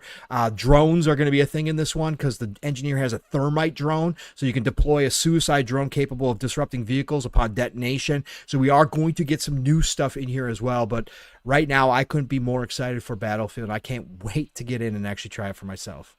I'm happy for that, bro. I'm happy for Battlefield fans, because the first person shooter industry is, that's when it was at its peak, when all three, obviously we don't have that anymore, but having a good Battlefield game come back is incredibly encouraging. And then Vince Zampella on the helm, like you said, like I said, the first thing I noticed was obviously the sound quality, the gameplay, minus who I was playing, but the gameplay itself, movement, things like that. The destruction is back too.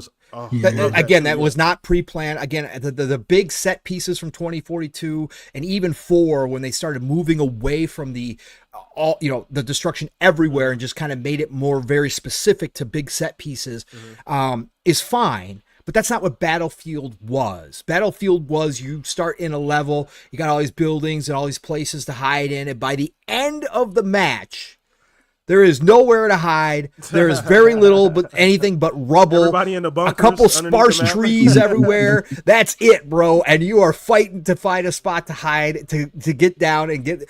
That's what the original Battlefield. Now, I don't know if they're going back to that level of destructibility, but if it's 3/4 of that, and from the scenes I've seen where it wasn't pre-planned, it was a tank blowing up a building on a corner, wiping out the whole corner, so he had a clear shot at the player.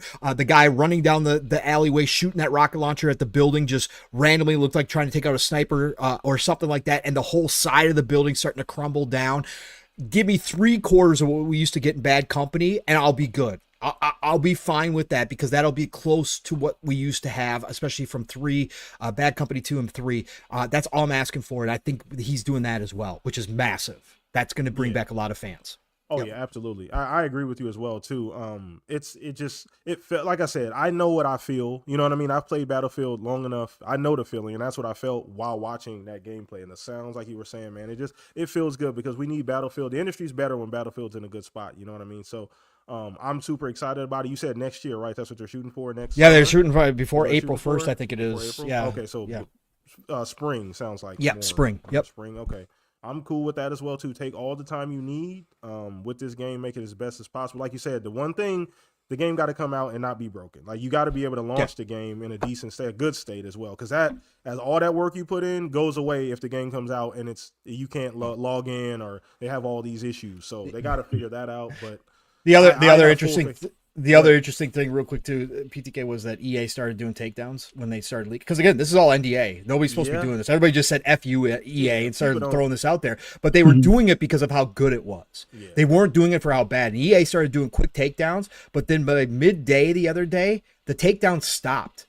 And pretty sure, as people were mentioning, they probably saw the buzz was really good because everybody was like, yo, this is Battlefield 4. Holy shit, we're back. Look at this. Oh my God, this is looking like Battlefield again. And I think EA realized, well, yeah, these people are all breaking NDA. We probably shouldn't let them do this, but we need this right now for Battlefield. Like, this is a good thing to be happening. So I thought that was also interesting because people have gotten real courageous on throwing up the leak stuff. So we'll see. I saw that too. I noticed. I'm like, wait a minute, isn't this stuff not supposed to be seen? And it was just all over Twitter, and I'm like, wow, that's crazy. But yeah, you're right. I did see some people's stuff get taken down, and thereafter, some people posted more stuff that didn't get taken down as well. And that makes sense. If you're getting good publicity for something like Battlefield, if you're getting good feedback, you're gonna need that. You're gonna want that. You know what I mean? And that's free. It didn't cost you anything. It cost some people just the amount of time you would take to punish these people is not even worth all the good feedback you got, right? So you might as well not even bother going that route. That's what you need it as well, you know, because the last one didn't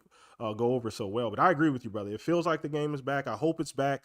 I have a full 100% faith in Vince Zampella. Hadn't really led us astray up until this point. I won't get my Titanfall. That's the only thing I hold against him, and I'm not even sure if that's his fault. But other than that, man, the game looks phenomenal though, Pong. I'm glad you asked me about that because I hadn't gotten a chance to talk about it, brother. So, but either way, man, I think we can go ahead and wrap up the show at this point. Looks like we're coming to the 2-hour mark, man, and it was another phenomenal show. First and foremost, I just appreciate everybody hanging throughout the show here. I know it was a little bit of a different format, was under the weather, but you guys rock out, man. So everybody that came through, everybody that's going to watch later on the replay, greatly appreciate you guys. Once again, I know the time change happened. I'm in AZ, so time doesn't change here for some reason. So I always get thrown. This happens twice a year. It happens twice a year where I put up a post and it's the wrong time. So excuse me for that. You know, I did re-put up another post to make sure, made you guys aware of the actual time. So just keep note of that. But other than that, we're going to go around a panel here. Let my guys get their bars off before we get out of here. And first and foremost, still appreciate you, brother, coming through. Send out the bat signal, brother. Glad you're here, but let everybody know where they can find you still. Hey, man, appreciate you. It was definitely a fantastic show. Anytime that I can chop it up, talk about what's going on in the industry, and just have good, casual, fun conversation. That's what it's about, man. So always a pleasure being here. Appreciate you, PTK. Keep doing the thing. I saw you churning out videos. You're doing more than I am right now. And I'm just, you know, life be knocking on the door sometimes. But nonetheless, if you're interested in anything that I got going on right now, I've just turned into a virtual photographer for Monster Hunter Wilds. Lots of photos to be shared out. I'm trying to do like 4 a day kind of thing. At least that's what it's been so far. And the way I got the photos set up right now, I can really go wherever I want to on the map. It's been really dope, man. Nonetheless, I'm knee deep in Monster Hunter Wilds right now. But Steel Rain, T is a 7. Google's probably the easiest place to get the information. Other than that, I frequent the streets of X, otherwise known as Twitter, and Blue Sky, although not so much, more so X and Twitter. So, yeah, man, continue to catch me there. Also, YouTube's the same name. So, yeah, man, PTK, appreciate you for having me on. Chat, appreciate y'all chopping it up in there, and much love to everybody. Appreciate you, man. Once again, go follow Steel, the other half of Living Split Screen, man. Puts on a phenomenal show every single Saturday morning. So go do your due diligence and give him that love and support. And shout out to you, Steel, man. I'm sure you'll be back on the show, you know, sometime soon, man. And, you know, congratulations on the new situation as well. And hopefully the move goes well as well, brother. But let me throw this over to my two brothers here as well. My boy Pong, another great show, man. We made it. We made it through the show. But I appreciate you taking over for me, man. I got the two best guys I could possibly have on this show. But let everybody know where they can find you, brother. Great to be back. Again, loving this time slot here, even with the little extra hour here. So we are good to go. Really loving this time slot. Great to see everybody showing up and getting used to this time slot as well. Appreciate you all rolling up in chat. Again, all love and respect to each and every single one of you for supporting us here and then everywhere else as well. Again, you're giving us your time, which you can't get back. The most valuable thing you got. So thank you for that. Otherwise, it was great to obviously hear you, PTK, and obviously Fuzzy again and Steel again. Man, we haven't had a 3-day run in a while, brother. My God, this is good stuff, man. It's been a long time. Like Steel says, real life just does its thing. But man, this weekend was great. So great to be here with you, brothers, and PTK. Thanks for sticking out. You weren't feeling good. You could have easily canceled the show, man. I appreciate that you stuck it out with us tonight. So you guys know how to find me, Punk Soul, everywhere. And I'll follow you back. And of course, next week it starts all over again. Double Barrel Games channel, Boomsticks to Man, 5 days a week. But Xbox Factor podcast every Tuesday for all good things green, 12 p.m. Eastern, 11 o'clock Central Time. I'm not there, but go check out that panel, man. Again, Boom's done so much for the community, and he is like 200 away from 16K now. Oh, awesome. So shout out to Boom. Go check out Boom, man. And otherwise, my week starts on Thursdays over on the Fun Speculation Network, PM in the PM Pong, and Mav in the PM, where Mav does give me the lead chair. 2-man show. We do sometimes have a guest, very rare, but most of the time it's just me and Mav. But he gives me the chair, and we just catch up on a Thursday night, 7 p.m. Eastern, 6 o'clock Central Time, unless one of us got to switch our schedule, which does happen.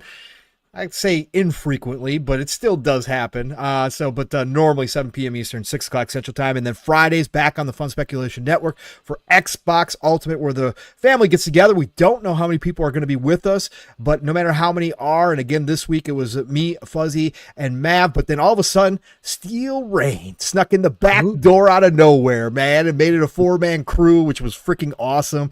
No matter how many of us are there, though, we have lots of laughs, but we also have lots of good conversation about the gaming industry. So join us on Friday nights for Xbox Ultimate, 9 p.m. Eastern, 8 o'clock Central Time, again on the Fun Speculation Network. And then Saturday mornings is when me and my brother right here, Steel Rain, go live, raw and uncut for Living Split Screen. Split Screen is all one word, 10 a.m. Eastern, 9 o'clock Central Time, 3+ hours.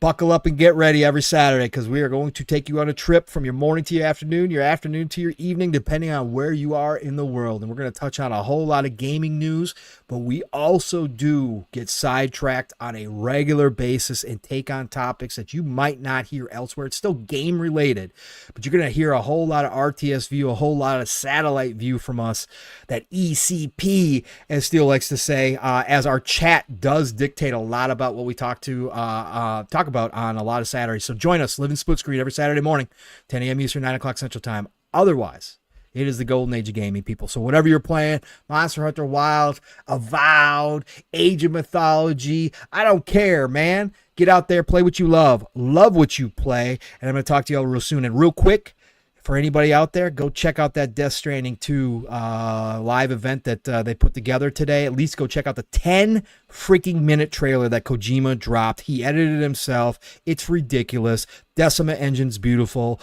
It'll probably be showing up on Xbox down the road a couple years from now. But man, is that game looking just freaking awesome. Even if you don't like Kojima, just go check it out, because the visionary that he is, it's just wild to watch his stuff, man, and try to figure out what his imagination's taking him. He's an interesting part of this industry, and I think people should recognize it. So go check that out. Otherwise, PTK, get us out of here, brother. Appreciate you, Pong. And like Pong already said, go follow him. All of that information is down below to keep up with everywhere he's at. But I appreciate you, Pong, carrying your boy today. Thank you for that, brother.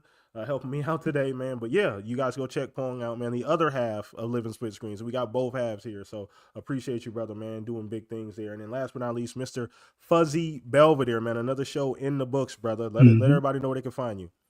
Oh, it's always awesome doing these shows on Sunday. Love the time frame. Love everybody in the chat coming to check us out. And it was awesome having Steel on here this evening as well.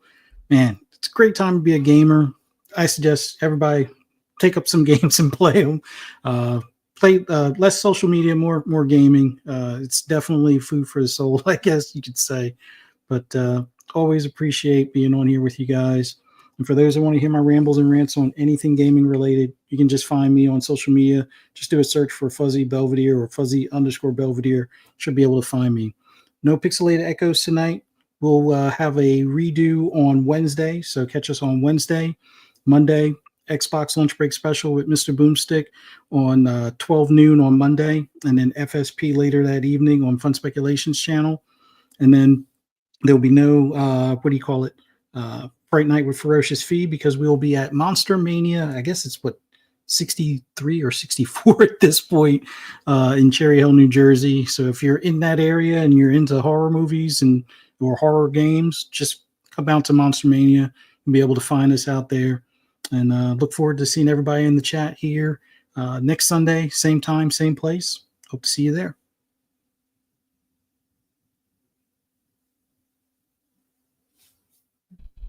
BTK on mute. Yeah, I'm sorry about that. I was on mute. I apologize. I didn't realize it. Good Lord, man. I froze for a minute. I was like, wait, what? Yeah, my bad. I'm sorry, man. But yeah, thank you. Thank you, Fuzz, man. I appreciate you, man. You guys go follow Fuzz. All that information is down in the description below. Fuzz, real easy to find. Appreciate you, bro. Help carrying me today as well, too, with my sick ass. So thank you. Did a phenomenal job today, man. Go check my brother out. All of that information is down in the description. And last but not least, PTK Blam here, man. Thank you guys for coming out, hanging out with us. Once again, you guys are still getting used to the new day and time. Thank you so much. Like I said, the easiest way to make sure everybody's aware of the change is just retweet the tweet or whatever I put up on Blue Sky as well. Just let everybody know we've adjusted the day and time as well too. But other than that, you guys have been amazing. Like Fuzz and Pong said and Steel said, there's a lot of shit to go out there and play. Please go play some video games, have fun. We got plenty of time to complain. There's much more time to go play video games though, so please do that. Spend your time doing that if at all possible. And a little plug here, I did drop another video on the channel prior to the shop podcast today, so please go check that out. Just some Game Pass stuff. Just had some quick thoughts about some games that I enjoyed that kind of left an impression on me. So please go check that out as well too. But other than that, we'll see you guys next week, same time, same place. More than likely we'll have a guest or two, and we'll catch you then, man. Enjoy your weekend. Be safe. Peace out, everybody. Later.